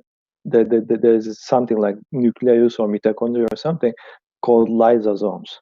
Lysosomes contain inside the toxic waste, like a rubbish or trash can, in the cell. The cell does not discard any toxic material outside mostly. They tend to keep it inside in the lysosomes. It's like the rubbish bag. So these GANs, I believe, I don't know the real mechanism, but I believe it is destabilizing the membrane of the lysosome, and the lysosome bursts out. And when it bursts out, all the toxic material inside the lysosome are released and kill the cancer cell. So these nanoparticles, it has a really, like, it doesn't work the same way. They don't go to the healthy tissues, the lysosomes, they don't really get accumulated, but instead, selectively, they go to the cancer cells. So it's almost like a human. They know very well where to go and how to kill this. They're not going to DNA of the cancer cell because DNA of the cancer cell can replicate itself. It's easy. So when you kill, in order to totally destroy it's a marvelous way to do it. In order to totally destroy a cancer cell, this is the best way. Like, you kill the cancer cell from inside with its own toxic waste, and there's no way to escape from that. So perfect way. And Now, this is what you see with CO2. Yes, with CO2, and I think it's the zinc too as well. So. Okay. Now, are you saying that your test, that you did separate tests with the just the CO2 GANs and then another test with the CH3, or you use the CH3 water for the whole test? No, I did with water and with CHT water, both. So okay. Yeah, I'm gonna go through all the details shortly. Okay. So, Okay. so I just wanted to share my how it works. So I have no evidence at the moment about how it works because we need different equipment in order to define how the nanoparticles they find their way in the cell and in the lysosomes or wherever they go. So what I see under the microscope is that way. So it might be that way. It's a theory, but we have to prove it anyway. So, but we didn't have the chance to prove it. So we were working with the cancer cells. Okay. Okay. Carry on presenting the paper. Let's see where we go. Okay. So the particle size analysis, we get the, it is just written in order to define how we did the nanoparticles, how we measured the nanoparticles. Can you move your paper up a little bit? We don't see the bottom line of the page. Can you read the last? No, we can't read the last line. The bath at the room temperature for 15 minutes starts with. Can you read that? No, we don't see the last two lines. You see the particle size analysis of GANs, CO2, and zinc oxide nanoparticles. We only see 3 lines of that. Yeah. Okay. Can you move the page up? Yeah, I'm moving the page up, and I'm moving the page down. No, you go back to the next page. Okay, can you go back to where you were? Okay, hold on a second. I have to get out of this screen sharing. No, it's okay. Carry on, please. Just read it for us. Yep, that's better. Now we can see it. Okay, so you can see it now. Yeah. Okay, this is the particle size analysis of the GANs. Yep. Okay, hold on a second. Now you can close your ladder. That's it. That's perfect. Okay. So this is the. You can close your sideline here. We see all your pages on the left-hand side. Okay. You need to close this. Okay. Okay. Is it better? Yep, perfect. Okay, so this is the particle size analysis of CO2 and zinc. Again, all the information is written in order to replicate for the scientist. And then we did the cell culture exposure with CO2 GANs and zinc nanoparticles. These are mainly how we did it scientifically. I'm not going to go through it. It will be rather boring. And so what I can tell here and what we used is 3 different concentrations of the GANs, which was 5 milligram, 10 and 15 milligrams of CO2 GANs. Also 0.025, 0.05, and 0.1 milligram of GANs nanoparticles. Either these nanoparticles are diluted in the amino water or regular water. I mean, purified water. So 2 different medias they were dispersed in. Okay, so this is the cell viability assay. It says this is the main assay in order to determine the viability, means the death. So this is how we did the this is what we did and what the equipment we use in order to determine the assay and how we created the data. Data is consisted of Western plotting. It says this is a way to again to express the data. I'm not gonna go into the details here. So, and also the total RNA isolation and PCR analysis for apoptotic markers. It means that this word means in order to kill the cancer cells from the inside. So when the cancer cell dies or started to die, there are certain chemicals or proteins are being synthesized in the cancer cell, and those chemicals are released into the blood. So when you check the blood, you know that the cancer cells are dying. So in order to determine the amount of the cancer cell, you can measure the blood. As most of this you know, is what you call the markers. Markers, yes. So exactly the markers. So those are various markers. Not going into the details. So, and this is another assay, Caspase assay or Caspase assay, which is mainly done for the cancer research. And also the DNA letter assay. The DNA letter assay is rather a photographic assay. So you get the DNA of the cancer cell and see if it is intact or not. It is more or less similar to the COMET assay with the mitochondria I showed you before.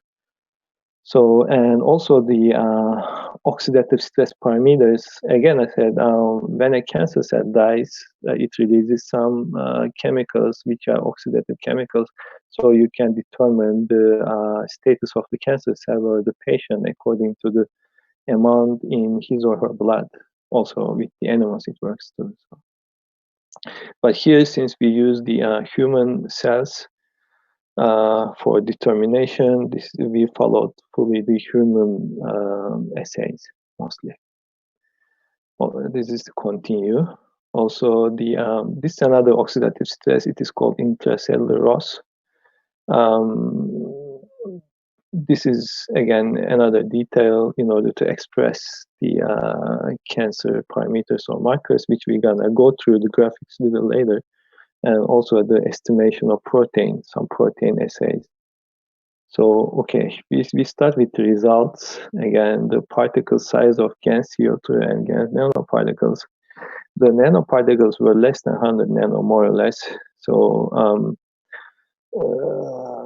this is in the water, this is the culture medium. Culture medium means this amino.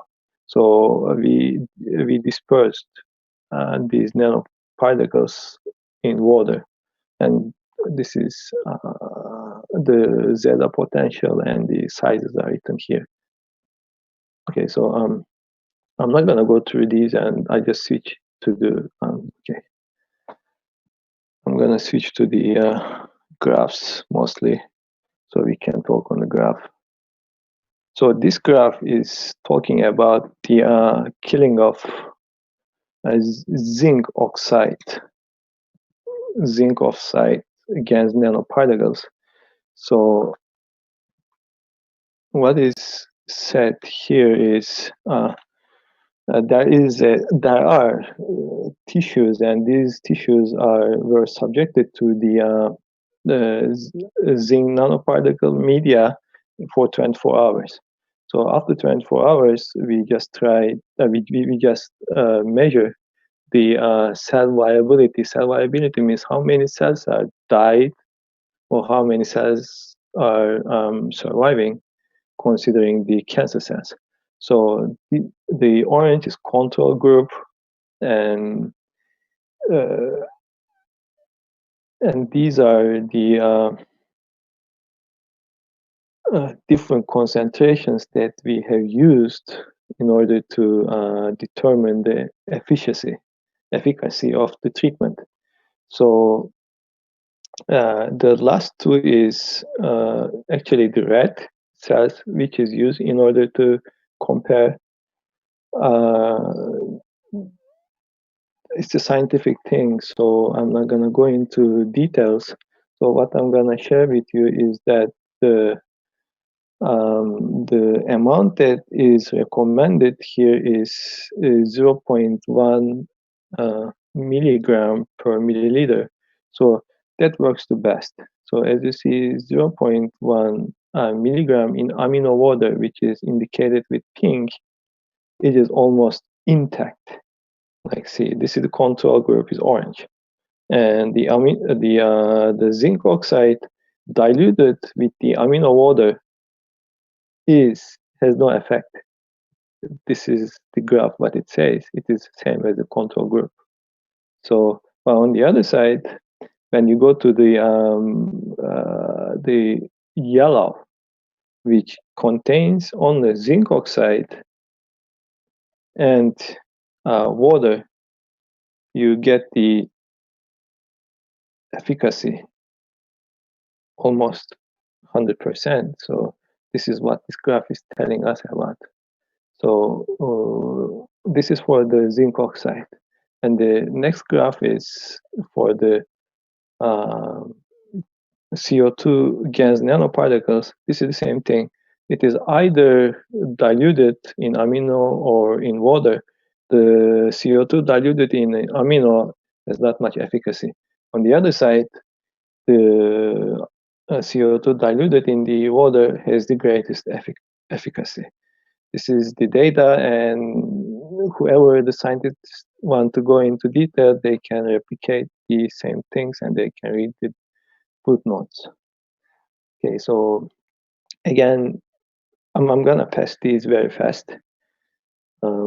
This is again the CO2 and zinc oxide nanoparticles in the genes of human cancer cells. So what we do is a PCR analysis in order to determine the mRNA levels of the genes, which is consist of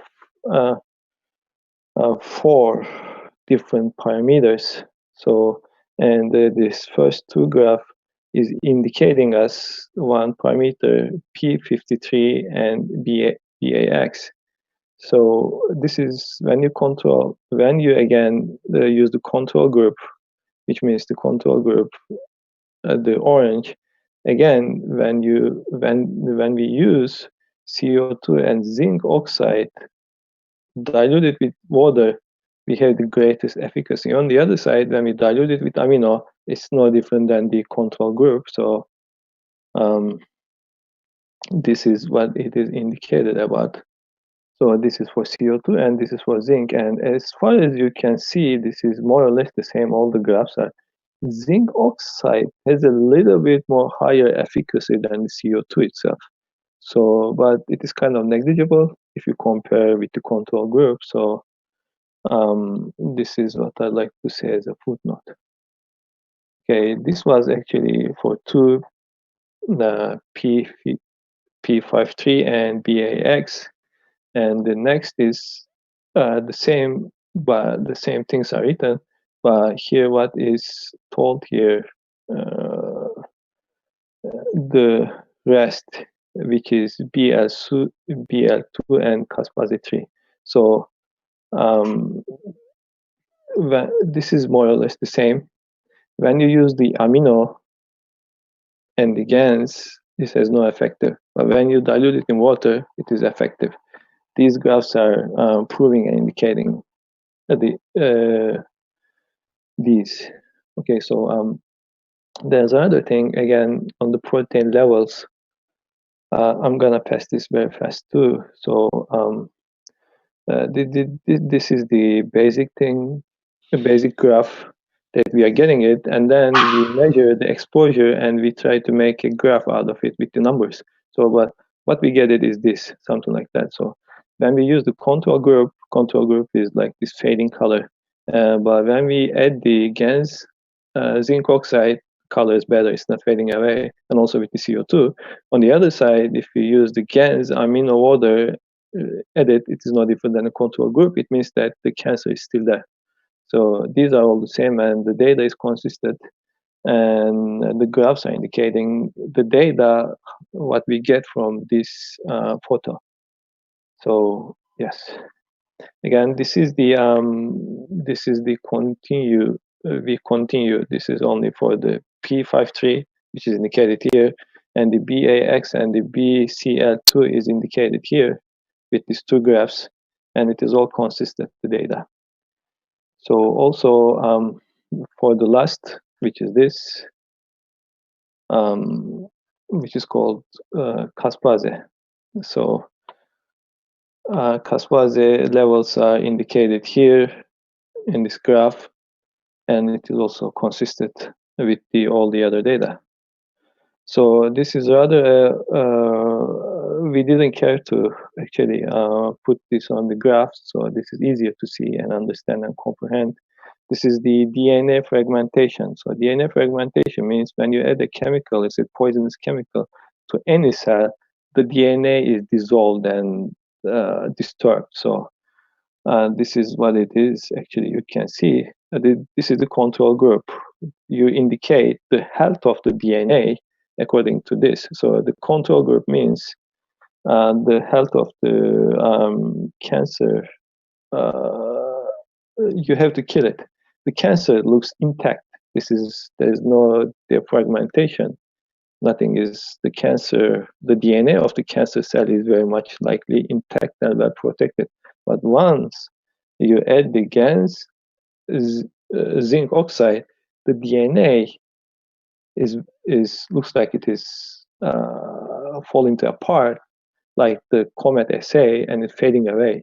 This is what it means. On the other side, again, when you use zinc and amino, it looks like it's intact, it's protected, as well as GAN CO2 also disturbs the DNA and kills it, and the DNA starts to fall apart. It means that the cancer cell is dying. But on the other side, CO2 and amino is still intact. The DNA is protected by the amino itself. So again, the data are inconsistent with the other data that we presented earlier. So again, this is another oxidant or antioxidant balance in the human HPEG2. So the ROS level means the oxidant level, the MDA, also the oxidant levels. So when a cancer cell is dying, it releases these chemicals. It means that if these chemicals are high in a cancer patient, mostly this happens after a chemotherapy, because after chemotherapy, cancer cells started to die, and you measure the amount by looking at these antioxidant levels in the blood of the patient. So this is the main indicators of the treatment. Okay, and as we see, we would expect this levels much higher than the control group when we do a treatment to a cancer cell. This is consistent as usual. So this is the control group, and the pinks are the either CO2 and zinc. Again, the zinc is a little bit higher efficacy than the CO2. On the other side, GAN with amino has no efficacy on the other. And sometimes, as you see, it is much better. The cancer cells are much healthier than before when you add this amino order and GANs. On the other side, you energize the cancer cell as well. So passing through again. Okay, these are the other indicators. I'm not going to go to details. GAH and GPX. These are the other cancer indicators. Any doctor can know that. So these are again consistent with the data which we performed before. Again, these are the rest of the other 3 proteins which you can check through the blood. Again, GR, SOD, and CAT. So these data are all consistent. And we just come to the conclusion that everything is written here in detail, According to the cellular, we did all the in vitro, not in vivo. We used cancer cells and cancer tissues, and neither CO2 nor zinc does not possess any toxicity to the regular cells. On the other side, they possess great toxicity to the cancer cells. So this is the scientific approval of how the cancer can be treated. So this is all the pharmaceutical companies and everybody is doing up to this level. After that level, what is being done? This is the basic research, and then they go for the human clinical trials. But before going to human clinical trials, they do some animal test. So from after proving this, the phase 3 is the proving this in vivo, which means we had to use animals again. So, and this is the animal. So before we start sacrificing lots of animals, we just want to do a preliminary test. Okay, this worked on the actually on cellular level, but we didn't even know if the whole living organism, it will gonna work or not. So whether it will gonna work or not. So we just tried on one mouse. So this mouse is purposely got cancer. These are the two cancer tumors, and then this is I injected the GANs, the nanoparticle CO2 GANs onto these tumors daily, more or less 0.1 milliliter per day. The CO2 GANs is injected for 20 days, and as you see, there's no trace of tumor is left. There's a significant weight loss. So, but there wasn't any tumor left. So after we see that, we encouraged ourselves to go to the second step. So which we use 50 mice actually, and we were gonna sacrifice. Any questions up to now, sir? Thank you very much. So what you see in the pictures, this is when on the left-hand side before, is when you injected an animal got a full cancer. Yes. The tumors, and in 20 days there are no tumors. Yes. Physically, you see no tumors. No tumors at all. So, can I ask you a question? This is something which we have in whole understanding. This phase of testing allows the third phase to come in to be operational. But what is the chances usually in a normal pharmaceutical condition that from this phase to the animal test, you can go for, what do you call it, a rapid result? Usually if you were doing this one with another cancer cell, with another product, how long would this take? I think normally? It takes 20 years or so, more or less, the whole stuff. So because of the efficiency of this material, we can see the testing can be reduced. We had such a breakthrough with the, what do you call it, the horseshoe crab blood. Yes.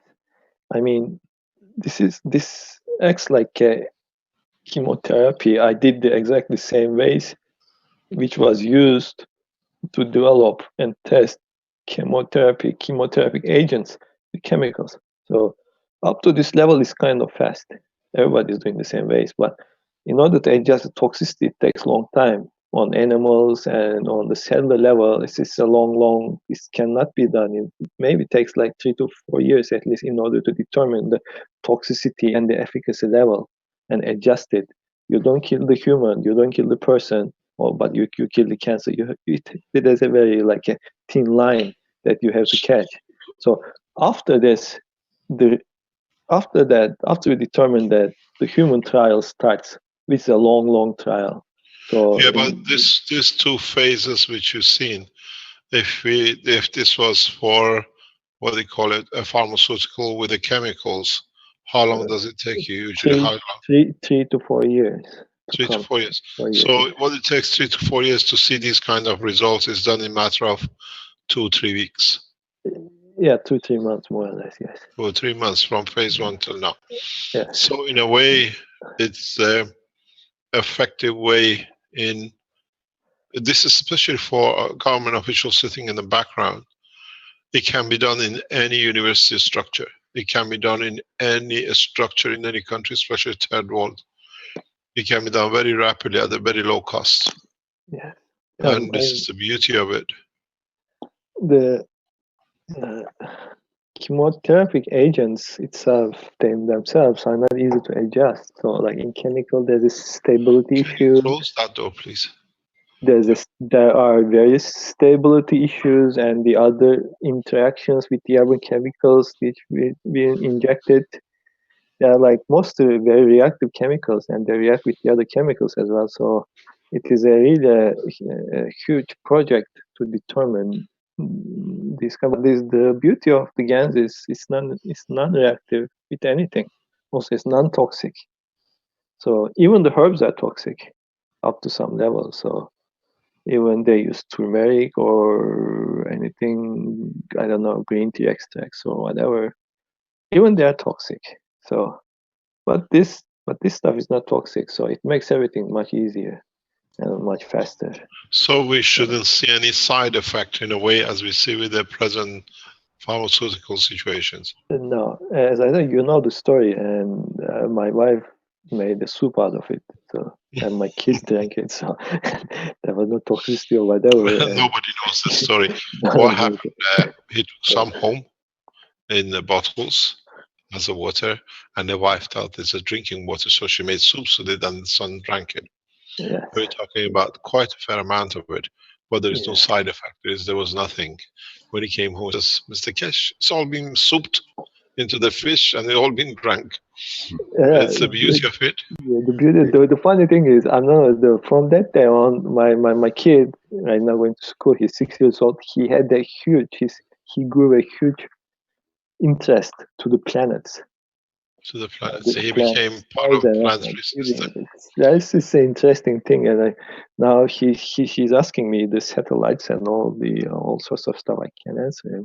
How did you get all this from YouTube? He says. I said, okay. No, but the important thing is you cannot overdose yourself. No. What it takes, what it needs, and if there is any defects. Probably if you eat it in like kilos or pounds, and you can clog your intestines.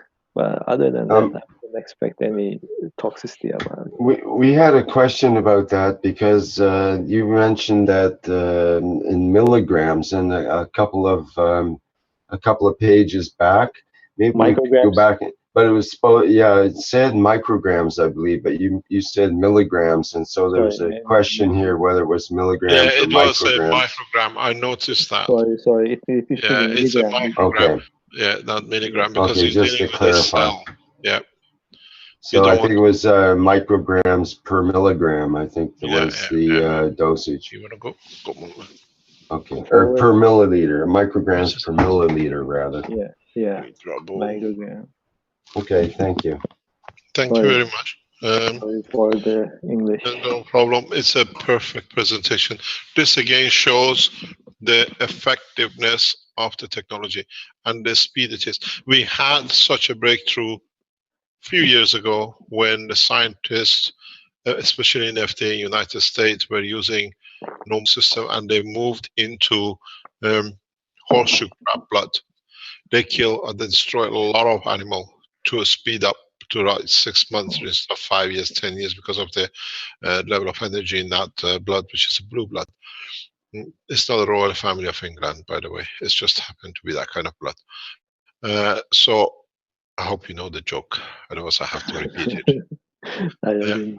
If you know, they say if you're a true British, you're blue-blooded. And the people, nobody knows the reason why. When the Vikings attacked England from the north, the British were so illiterate, they were so backwards. They had not even an arrow to fight the Vikings. So the only thing they could find was to paint themselves blue, and the Vikings have never seen the blue, and they used to go, and the Vikings used to run away. So they say, if you're true blue-blooded, you're the one who painted yourself. But now we find a solution in another way. The beauty with this is this reduces a lot of expenditure, this time lapse. Yes. And from this point on, this is the time you're going to see pressure from pharmaceuticals. Pressure is on pharmaceuticals, not on us, because now different materials can be mixed with CO2, with zinc oxide. Yes. We go into the level of new materials, which gases can be used without creating any side effects. We know a number of other researchers which are going around with a number of governments, which by use of the gas water, they are literally cutting around any side effect of the medicine.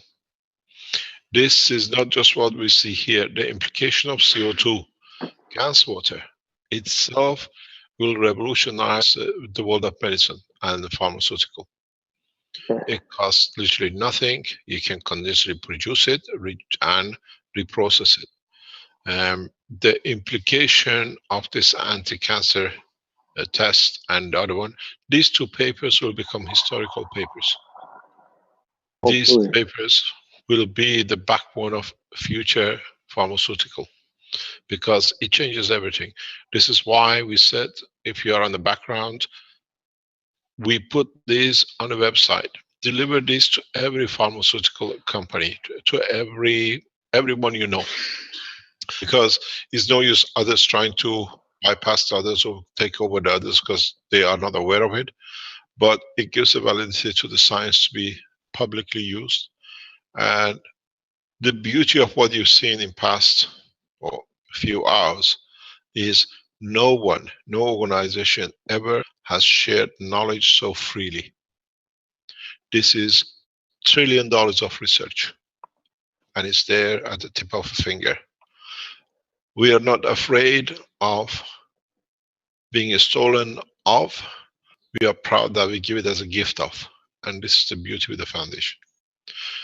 If this speeds up in development to other materials, and we've seen the effectiveness of this one with the presentation of Dr. Rodriguez, this can save a lot of lives. As I said, the parents who grieve for their children, and the children who lose their parents for nothing. And this can be readily brought into the market. We go into the third paper, which we have curtailed. It's been stopped. It's been stopped for whatever we wanted to achieve, we achieved. I asked, the minute I saw the results last week, I asked that the final paper for this to be written, because it's no use carrying on any further. The data you're going to see is so effective that there is no ambiguity. CO2 in a gas condition, which we presented in paper 3, is the solution for cancer. There is no doubt. You will see the data. And we challenge any organization to challenge us. The beauty with this paper is, as you've seen, our strength is our knowledge, and everything to the gram, to the machine used on these papers were shown. That it can be replicated. It's not something we've done. I asked the Japanese team to make sure everything is fully transparent. No organization will ever publish these papers. They become in the back shelves of the pharmaceuticals that nobody ever sees. They can make millions out of it. This is the beauty of what we are doing and the openness we are doing it. And I thank the Japan Tokyo University.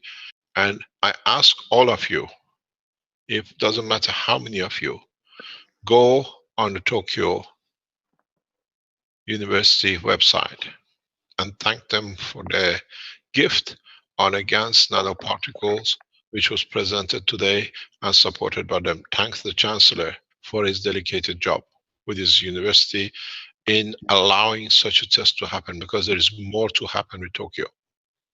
You will see, we will go to different dimensions in Japan with these papers. And the beauty of it was, when we asked for it to be presented, nobody objected. You read the object for these kind of papers to go public. They all wanted to be here to present it. This is the beauty of it, sharing the knowledge in such a vast way. We go to the paper number 3, which is the final, and it's just literally finished yesterday. They've written a paper yesterday. As I asked last week, when we saw the first 2 animals sacrificed to Actually, 5, that was it. Pardon? sorry, actually it's not over. So we kind of cut it half, not even half. But we had to do it is there. We have all the data for a trial because we was going to test other materials. We got the result we were looking for. And this is traditional. When you achieve a result, the trial stops. You see the data. As I said before, United Nations ran a trial for HIV. They put a 5-10 years goal to do some trial in Africa to reduce HIV, which the scientific explanation is in the background. A few years ago, they ran a trial that by circumcision of man, they can reduce HIV transmission from one to another, AIDS. And the success, the process was so successful, they saw a reduction that after 6 months, the whole project was stopped because it became compulsory. You have to. And then now we understand is because of the change of cellular change at the point of the cut of the skin, which creates this protection, certain amount of protection. It's normal. When you're successful in a trial, you stop. You don't go any further. It's no use trying something else to find what you're looking for. The trial number 3 will be shown, and then we invite any questions, and then we'll tell you what we got in plan. Would you like to go into the presentation of the trial on the animals, please? Say again, please, sir. Would you like to show the paper? Sure. The live animal testing. Yes, actually. You're loading it up. Yeah. Yeah, but while it's loading it up, let me tell you something is fantastic. Yes. So this test has taken just about 3 weeks. Usually take 10 to 20 years. Minimum 5 to 10 years to get to what we achieved. It shows the beauty and the perfection of the technology. You can start and we listen, please. This is paper number 3. Yes. Anti-cancer efficiency of CO2 and ZNO GANs, nanoparticles, vivo, which means digestive. Yes. You don't need to inject it. Yes. You can take it home. Yes, you can take it home. It's just become like a headache tablet. You have a headache, you get a tablet, few aspirins. Now, we need more clarification by world institutes to examine and further check. But literally, those who try and the institutes will go with this, and the individuals who try it, more or less, upon approval of the organization worldwide, or a lot of people now, system, they might do it themselves. 20 days is the total time you need to get rid of a tumor. There is a background understanding that you have to find the right dosage. We think we know what the dosage is. Testing on that. We have a good idea that with this, what we've seen, if you put the scientific cleaning up, which has got to be done, has to be precise. The cost of saving a life with this technology from cancer is more or less than €1 when you mass produce it. It's cheaper than aspirin. Biggest man's nightmare has become the joy to live. So we listen to this, and we will rapidly deliver this technology in Ghana, to make as a way of cancer for whole of Africa. We leave it to them and sort the donation to the Foundation for Further Development. We don't put any price on it, and it can be done. And it's the beauty of it. Our strength of sharing is because we know it will change the course of humanity. But the biggest problem is, I have created another problem for mankind with this. Millions and millions of people die every year of cancer. That's why the 7 billion become 10 billion much more faster. Is there a need for man to go into space? The beauty with this is you calculate how many million people every day die of this, and in a short time to come, they will not die. Population explosion will be reality in 100 years. It'll go beyond. And this is one of the reasons, on the other hand, we can use this technology in the space that can survive for hundreds of years in deep space without actually worrying about, now that the biggest problem is solved. Very little. A man dedicated to humanity in Japan has changed the course of humanity. Go ahead, please. I'll leave it to you. Thank you, sir. None of this could have been done without your support, your invention, and also your financial support. That what we achieved here is all yours, actually. Go ahead, please. Yes, sir.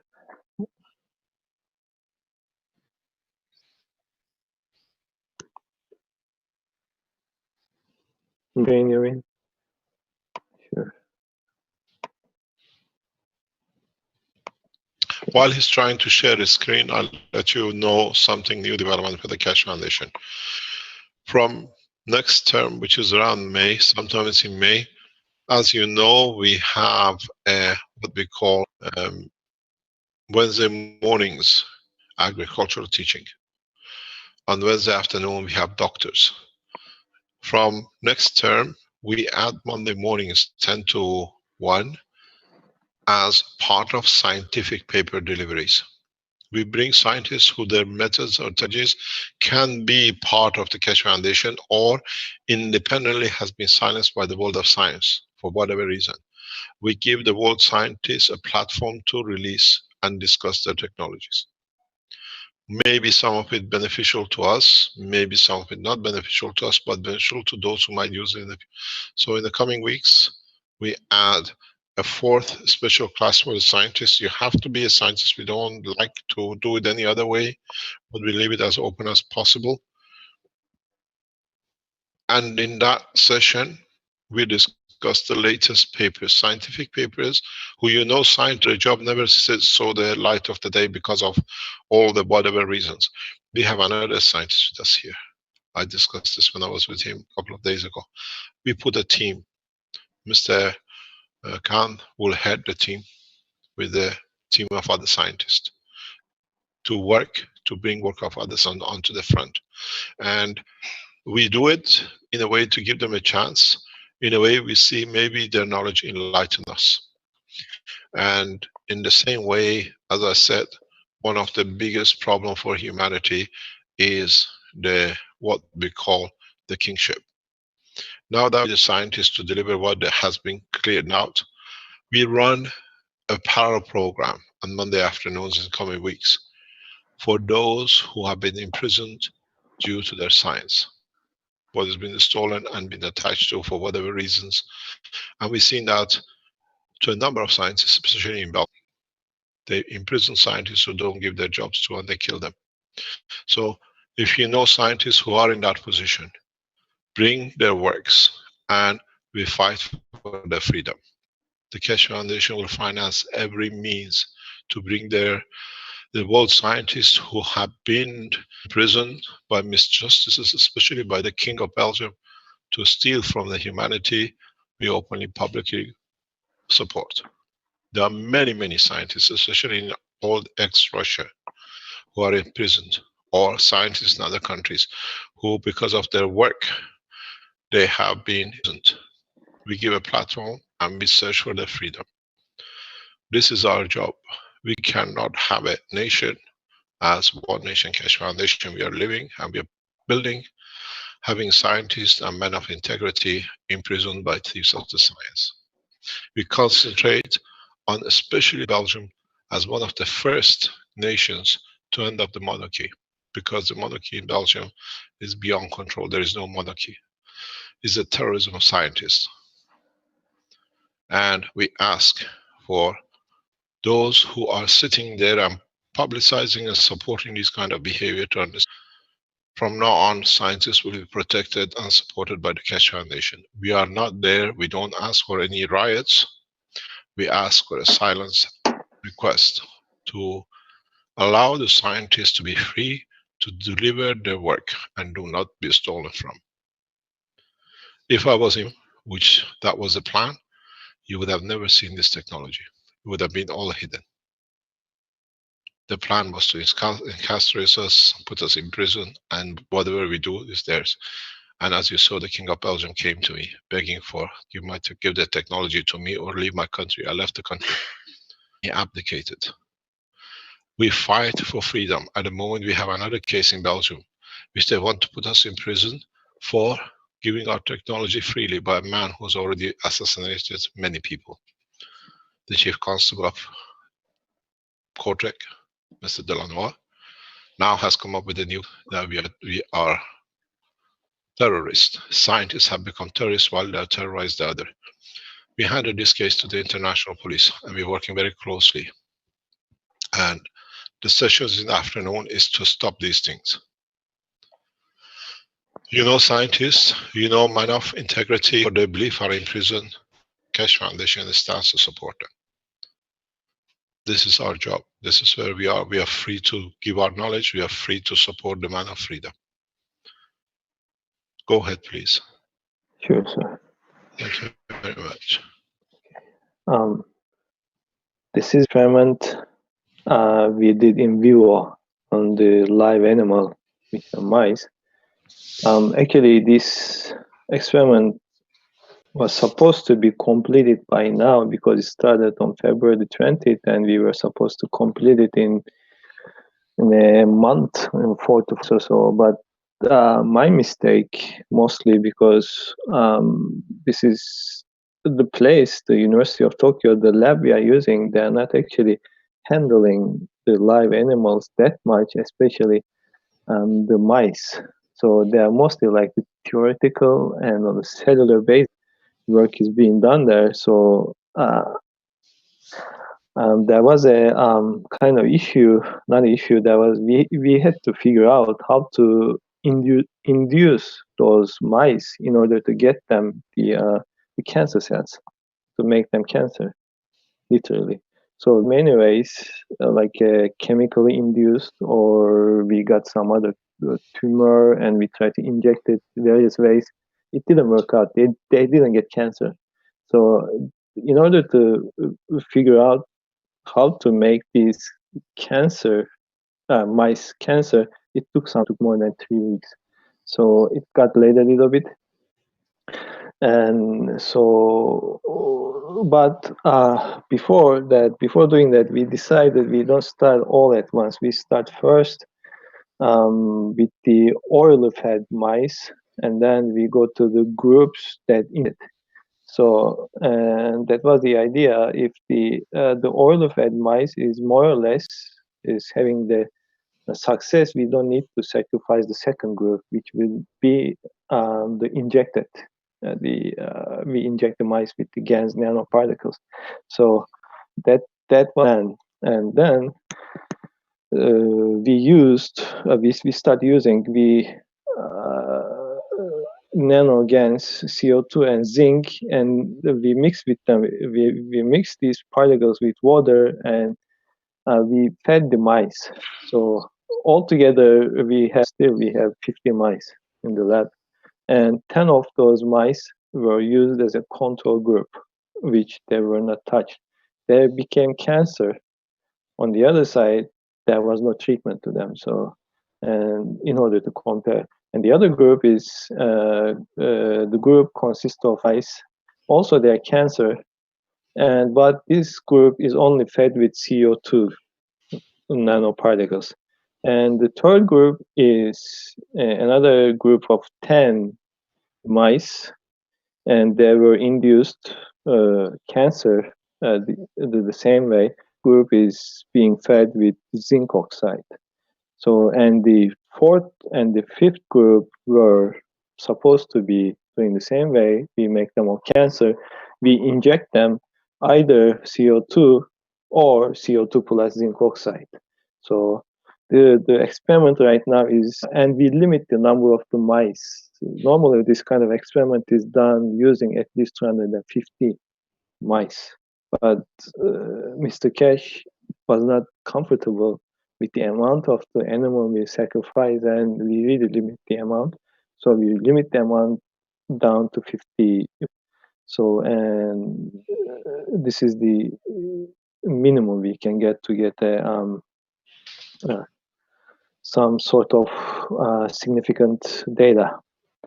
And so the amount we mix is indicated here. The amount we mix CO2 and zinc is 1 to 3. and we used actually it should be 3:1, 3:1 respectively. We used 3 parts of CO2 and 1 part of zinc oxide. So when we use the mixture, Can I interrupt here? The reason we mixture of CO2 and zinc oxide is because the cancer is emotional dependent. You have to do it. You can't just go with the CO2. This is what I said from the beginning. We had to consider, even though we make it 100% CO2, there is always some zinc in it, because the way you produce stuff, you know how to produce zinc oxide and CO2. Yes. Carry on, please.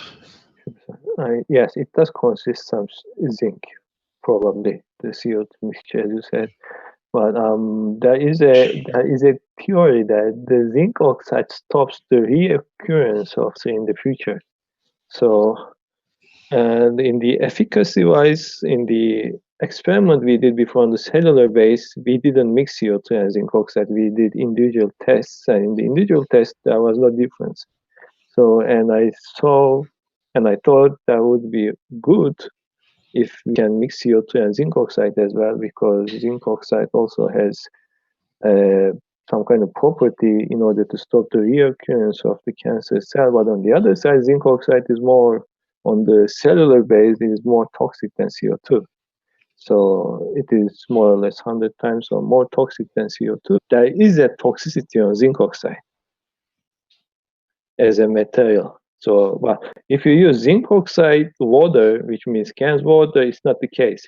But what we are dealing here is really severe cases, like terminal cases almost, like the tumor. Look at this mice, the tumor is almost 1/10 of the surface body. It's like, it's a terminal case. So with the I recommend with the regular cases, which we haven't done the experiment yet, but the GANS water would probably work as well. So in that case, you wouldn't have to worry about the toxicity of zinc oxide or copper oxide. The thing is, we prefer to use CO2 with the water of the zinc oxide than the nanoparticles when you give, because you have the security of no particles, heavy particles in the body. Yes. Yeah, zinc actually a metal, so. Okay, carry on, please. Sure. Yeah. So we found a way eventually how to make the mice cancer effectively, and this is what is told here.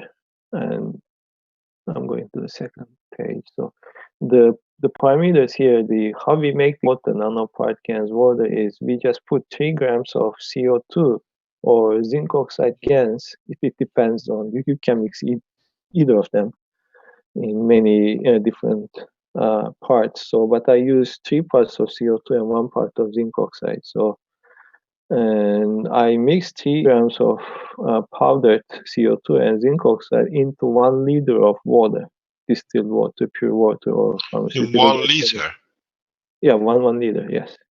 So you mix how much? Can you repeat again? 3 grams of powder to 1 liter of water. 3 grams of CO2. Yeah, CO2, or you can use 0.227 grams, 2 to 5 grams of CO2 and 0.75 grams of zinc oxide. It makes 3 grams. So, yeah, this is what determines the best amount. So, and then when you get the solution, is 0.3 milligram per milliliter. So this is the optimum. Can I refer to go back to this? This is what you learned from the experiments with TEPCO. That's how they could. Not actually. Okay. Because they had to measure the substance actual weight, which they used a dry material. Yes, they did. Yeah, this is, but they didn't disclose how much they used each part. So. But they use this method of actually knowing the amounts they use. Yes, but they didn't disclose how much was it. But exactly the same way we followed. The same method. Yeah. Yes, they mixed with the water and they fed the mice with the water. So like 1 by 1 every day. So this is the same method we followed. but no, we determined the amount. So okay, carry on, please. okay, there were like 50 mice each, 10 mice each group. So the 10 is for control, it's not touched, just got cancer. Right now we are in the second phase. We didn't go to C, we are still in the B. So we fed mice with CO2 and we fed mice with CO2 plus zinc solution. So, and these are the, before going into the results, I just want to show you the picture because we don't have enough animals sacrificed at the moment. We only have 5 animals we sacrificed and get the sufficient data which we can prove. Because why we sacrifice the animal, you look at this, it looks like the blood indicators are not there. And you look at the animal, that there's no visible tumor as well, but we don't know what's under it. So in order to the tumor is totally gone, we have to sacrifice and cut the animal to prove that it is the cancerous region is gone. So that's why we sacrifice them. So, and anyway, when we do make this is the original. The mice got cancer. We induce cancer with the needle, and then after you feed all the treatment for 20 days, this is one case. This is another case. So this is what you get in the end, and the similar to the Dr. Rodrigo's the treatment, it's more or less the same, especially in this case. So this case is much more healed. So this is the photos I can show you, and the next page is just the actually there's not much it says after the photos because this is the control group, consists of 10 mice, and you can see this is 2.27 grams of tumor, and this is the size of the tumor. And after 20 days, feeding with 0.3 milligram a day, this is CO2. You get 0 grams of tumor. You have a 2 there instead of 20 in the blue column on the left-hand side. Yeah. Say again, please. No, the other way. Go back to the end. And just the bottom is 0.3 milligram per day. It should be 20 days, not 10 days. Or is it 2? No. It's every day this much. No, but next to it you got 2. This That is should the be 20. This is the amount of the number of the mice. Okay. The number of the mice which is sacred. So okay. We have this group. Actually, this group consists of 10 mice. But out of 10 mice, we only cut 2 at the moment. The 8 is still living. But do they have the 8 have no cancer marker in their blood? No marker cancer, nothing. But in order to stay out of cancer, we have to cut and see the inside. Okay, so you sacrificed 2 out of the 10 which had no blood markers. Yes, and the rest of the 10 is also not blood markers. Very low point, very low levels. But we didn't have the chance to cut them yet. So no. So there was in there.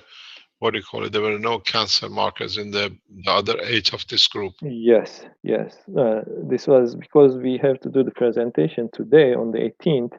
Yeah. So if we had like 2 weeks more, I could have given you all the data. But there's no use killing more when the data is there. Yes. So carry on, please. Okay, and the rest is, which is the last slide actually. This is the group with CO2 and zinc oxide, and exactly the same. We fed 20 days, and this is the control group. This control group is the same.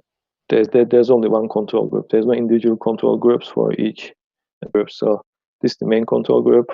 The numbers are same. And from out of 10, again, we have the 10 mice is being fed with CO2 and zinc oxide. And that 10 mice, we could only sacrifice 3 right now at the moment, and the 7 is still living in the cages. So they show no markers of cancer. But what we confirmed after the sacrification is 3 is fully got rid of cancer. And as usual, there's no cancer tumor, so there's no size of it. And 100% reduction in both cases. So this simple graph is indicating this. So there's nothing much I can say. And I think it's 25% is there. Where is that? Of the total. Okay, do you have more data about when you mentioned? No, I haven't included them. You haven't included here, but what have you got on your data? On my When did you data, see the first day of reduction? three to 4 days after being fed, we see the reduction, and the blood are getting really low in 3 to 4 days, starting from 3 to 4 days and to 8 days. More or less in the 8 days, the cancer cell, the blood indicators are really low. Markers are really low. Not really Low, tell, what do you but mean as low? No cancer or no, low enough? almost low, very low. You cannot really like significantly tell. That's why I didn't include them, because you have the cancer is persisting almost for 2 weeks. Day by day, it's getting smaller, but first week you don't get any cancer markers in the blood, although you see the cancer tumor is big and it's on the mice, so it's inconsistent. So if I It present rises data, even though there is no marker, there is no markers, so and then it doesn't make reduces. sense. Yes, that I was hesitating to include that data on it, so consistent. So the When tumor is the is first day you seen the first reduction? visibly you start getting in a week. What about the blood results on the markers? Because part of the report you have reached 30% reduction after the second or third day. Yes. No, for third to fourth, yeah, depends on the mice itself. So it's not, it's the same genetics, same strain of mice, but some mice is like, so they are more, let's say, healthy themselves. They eat more and they drink more water and they're more lively, and the other ones are not. I don't know, maybe it's the psychology is different. So I cannot really tell the markers. Some of them are 3 to 4, some of them even 2 days, some of them are one mice I had, it didn't show any marker after 8 days. So, but at the end, the ones you had the 10 off in group 1. Yeah, eventually in 2 weeks, everybody's wrapped up. So there's no cancer markers and there's no cancer tumor. marker. So whatever, and the average is mostly in this 3 to 4 days, depends on, and then you lose the cancer markers mostly in 8 days. And on the contrary, when you see the cancer markers are disappearing, you see the tumor is getting smaller and shrinking. So, but you still have the cancer. So this is inconsistent because the tumor is still there. It is getting smaller, but you would expect some, because the many things you would expect in the blood, like antioxidant levels and protein levels and everything, is inconsistent. The result is there. There should be more further research has to be done in order to determine why we cannot detect it on the blood. So this is a dilemma at the moment. But the results are there. There's no objection to that. There. So we, in a way, from what we have, we don't see any further need for sacrificing any more animals. But this is for intestinal cancer.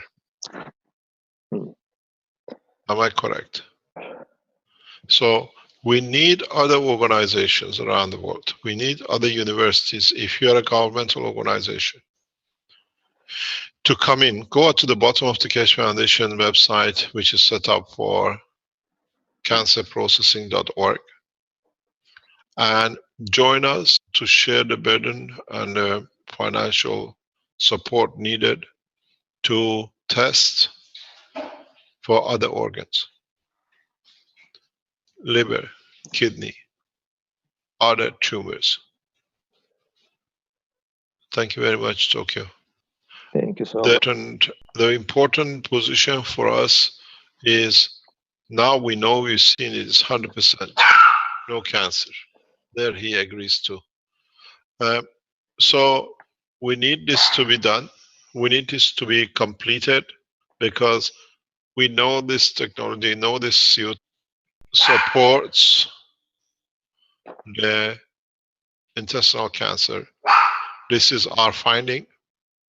The reason I brought this so advanced, first of all, I couldn't see even last week why there is need for more sacrifices. All of us die. Death is a more normal, but as the results was coming in last week, I asked for the report to be written because there is no need to go any further with sacrificing more animals. We injected them, we gave them the cancer, we fed them to get rid of the cancer. We proven 10 out of 10 have no cancer. As with the 2 which have been the 5 in sacrifice out of 20 confirms no toxicity and no cancer tumor. We need to take this further. We can do this back in Ghana Keshe Foundation with the research in the Atomic Commission. Or this is the reason we brought this up, is more scientific organizations to join the Keshe Foundation to do collaboration tests. Yeah. Of course, it'll be headed by Mr. Khan. The Keshe Foundation, we are very involved in this, and as you've seen with Dr. Rodriguez for the breast cancer, if you look at it, digestive or environmental works the same. When you use injections, there is a minute amount. When you use digestive, still is a high proportion to be in. A calculation on the basis of present understanding. We see this as a blueprint for cancer, for reversal of cancer, and for human being estimated for 100 kilo body weight is 800 milligram, which is less than a gram. For 120 kilo, am I correct, Mr. Khan? Yes, in human it is more or less converted to a gram, or like 80. We've been asked, is there an email for the Chancellor of Tokyo University? The press at Tokyo University. There is there. I don't know. That must be. You can get into Tokyo University and thank them for the effort, thank them for what they brought to humanity, and especially if you're Japanese, without Tokyo, this would not be impossible. It is important that we understand and we respect the people who have done the job for the foundation. In any way we can do, we have to go into the next step. The next step is to finance the next stage for different, but as part of the result, which is not here, this report will be completed in next week or so, with a lot of detailed information for the doctors to come in. That we have seen a small residual amount of GANs in the blood stream, in the analysis, physiology analysis, which to us is a very good thing because we inject in trials GANs into the blood circle.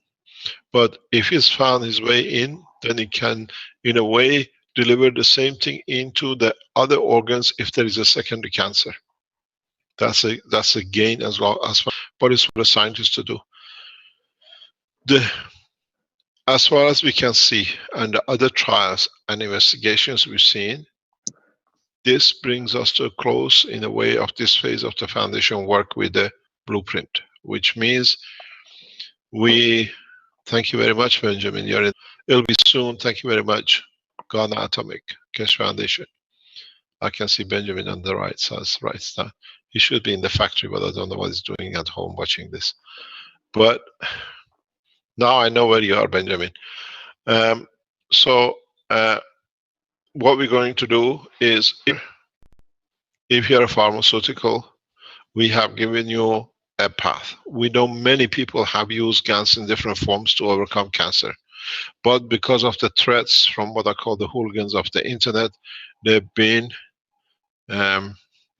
pushed not to publish. We ask from next week and deliver your findings. We know there are Germans, we know there are Belgians, we know there are Americans who have used the cancer process with the GANs. Now we know it's safe, and we've seen it with the work of Dr. Rodriguez. and we've seen it with the scientific. We did the human trials before the animal trials. That's how it should be. Yes. We have to find out the humans who have it, we leave them alone. We give it to the animals to get them injected to see if we can save the human. So those of you who have a cancer, volunteer your life. This is the right way. And then we bless your soul. Then you elevate your soul. I have a question, Mr. Kesh. Is there a way to save the lab test animals? Maybe some of the ones that that are put away after the testing could have saved through the Kesh processes. Can you write an email to the chancellor of the university, say we would like to adopt the animals which survived? Why not? We've seen people adopting dogs after their hunting powers goes, or after they are not. Why not these animals? Write to Chancellor, encourage him and give him a lot of love and care and thank you for what. Well, it's a worldwide phenomenon as well, this lab testing of animals. It's very big in but some they don't know what they're circles. going to get. But this time we know they have no cancer, so at least we can give them a good life. Please, can somebody find the Tokyo University Chancellor's email and post it, that we can thank him, all of us, anybody there, and post it here. We announce it. These people have a lot of fear from the others because these things are not done this way. They are afraid of their position. But these things brings millions of dollars for the university and takes 30, 40 years and a lot of PhDs, everything done in less than 6 months, 8 months. So we should thank a lot of people, especially Mr. Khan. If you knew what I know, what he's gone through in past 2 years with TEPCO and the rest of it. I know he had Tokyo to go to California with the American police incarcerating his son, his child, which is unbelievable, separating a mother from a child just to pressurize the man to be away. While he's away, TEPCO to speak to the Japanese, only what we achieved, we don't want anybody else to know. We were aware of the trick, but that's politicians. So we leave it as that. We understand a lot of things. But this gives us a clear indication that gases in nano state are safe, they're non-toxic. We are talking primarily in respect to CO. Yes. Zinc oxide has been tested, primarily is non-toxic. We do not speak about copper or anything else. Please understand, once you have a good working system, what's the use to try something else? Maybe we succeed better, but a combination of CO2 with zinc oxide supports both the physicality change and the emotional change. And one thing which is not here, you will see it, it'll be going in more detail, is that the mice after 4 or 5 days, they start running around. They literally become very, am I correct? Yes, sir. They are having fun. They're having fun. Yes, we don't know how much fun, we know in about 20 days.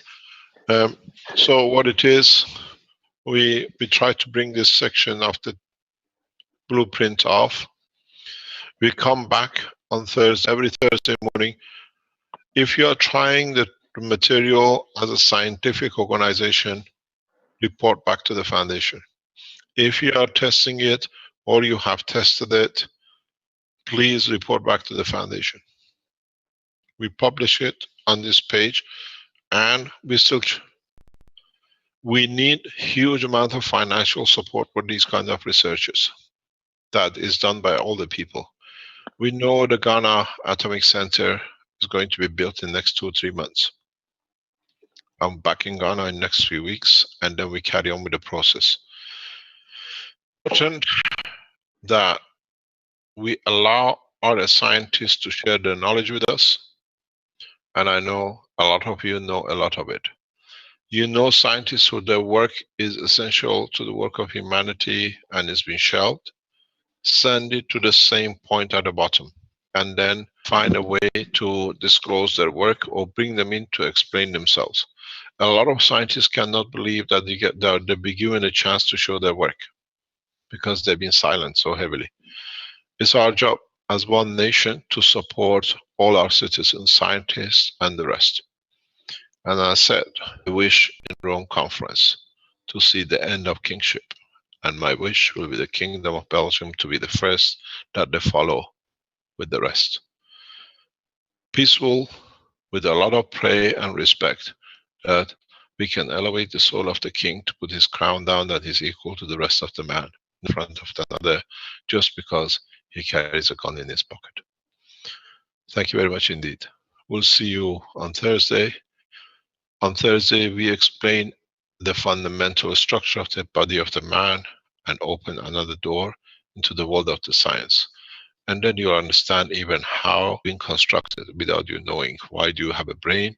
And what's the function of the brain to start with, that starts the soul of the man. Thank you very much indeed for today. Thank you, sir. If there's no other question, we close. Are there any questions in the background? Mr. Keshe, I'd just like to thank the doctors and the researchers for their great gift, and to let them know that the Universal Council is giving their support to them, and we're thankful opportunity and honor to help. Thank you. Thank you very much. Please make a link on the Keshe Foundation front page, as usual, where the YouTubes are, that people can see the teaching, this part of it. And please don't forget to write to Tokyo University and thank you for opportunity for what is given by the university and all the professors in there, that this technology could be tested. Thank you very much. Thank you. For the last, I'd like to add something regarding, okay, we did injections, but I suggest people not to do injections without knowing. So the injecting yourself GANs is GANs without really. I think we leave it as that because we didn't go into the feeding, yes. beyond feeding. Yes, I just want to make nobody should Please inject don't GANs. do injection because it's easier to swallow it. Well, also there was a question from someone: is it okay to actually drink the GANs or only the water that's energized by the GANs? Listen to read the paper. It's the easiest way. So there is a process how you drink the water in different ways. It gives you different properties. If you have people with a high blood pressure and a sugar, you find out how you mix the thing together affects a different way. It's the same water. As they say, it's the way you do it which counts. With respect, it is the way you do it. If you go back, if you're a diabetic, Benjamin is in the background. If he's still there, can come and tell you how to do it. And if you are high blood pressure, using the same water a slightly in a different way brings your blood pressure down. And he holds it down. So when you talk about mix, it is very important. Thank you very much. Okay, we'll go into more. Bring your brain with you on Thursday. You might find out how it was made. Thank you very much. Okay, thank you, Mr. Keshe. Thank you indeed. Thank you very much, Mr. Khan. Speak to you. Okay, sir. Thank you indeed. Bye-bye. Bye-bye. Bye-bye. Okay, that brings to an end the Cancer Blueprint Day for Tuesday, April 18th, 2017. And thank you everybody for attending. I hope you all got something out of it. I know that seems like everyone did. Big moment for mankind. And perhaps for others in the universe even. Okay, we'll send the live stream for now.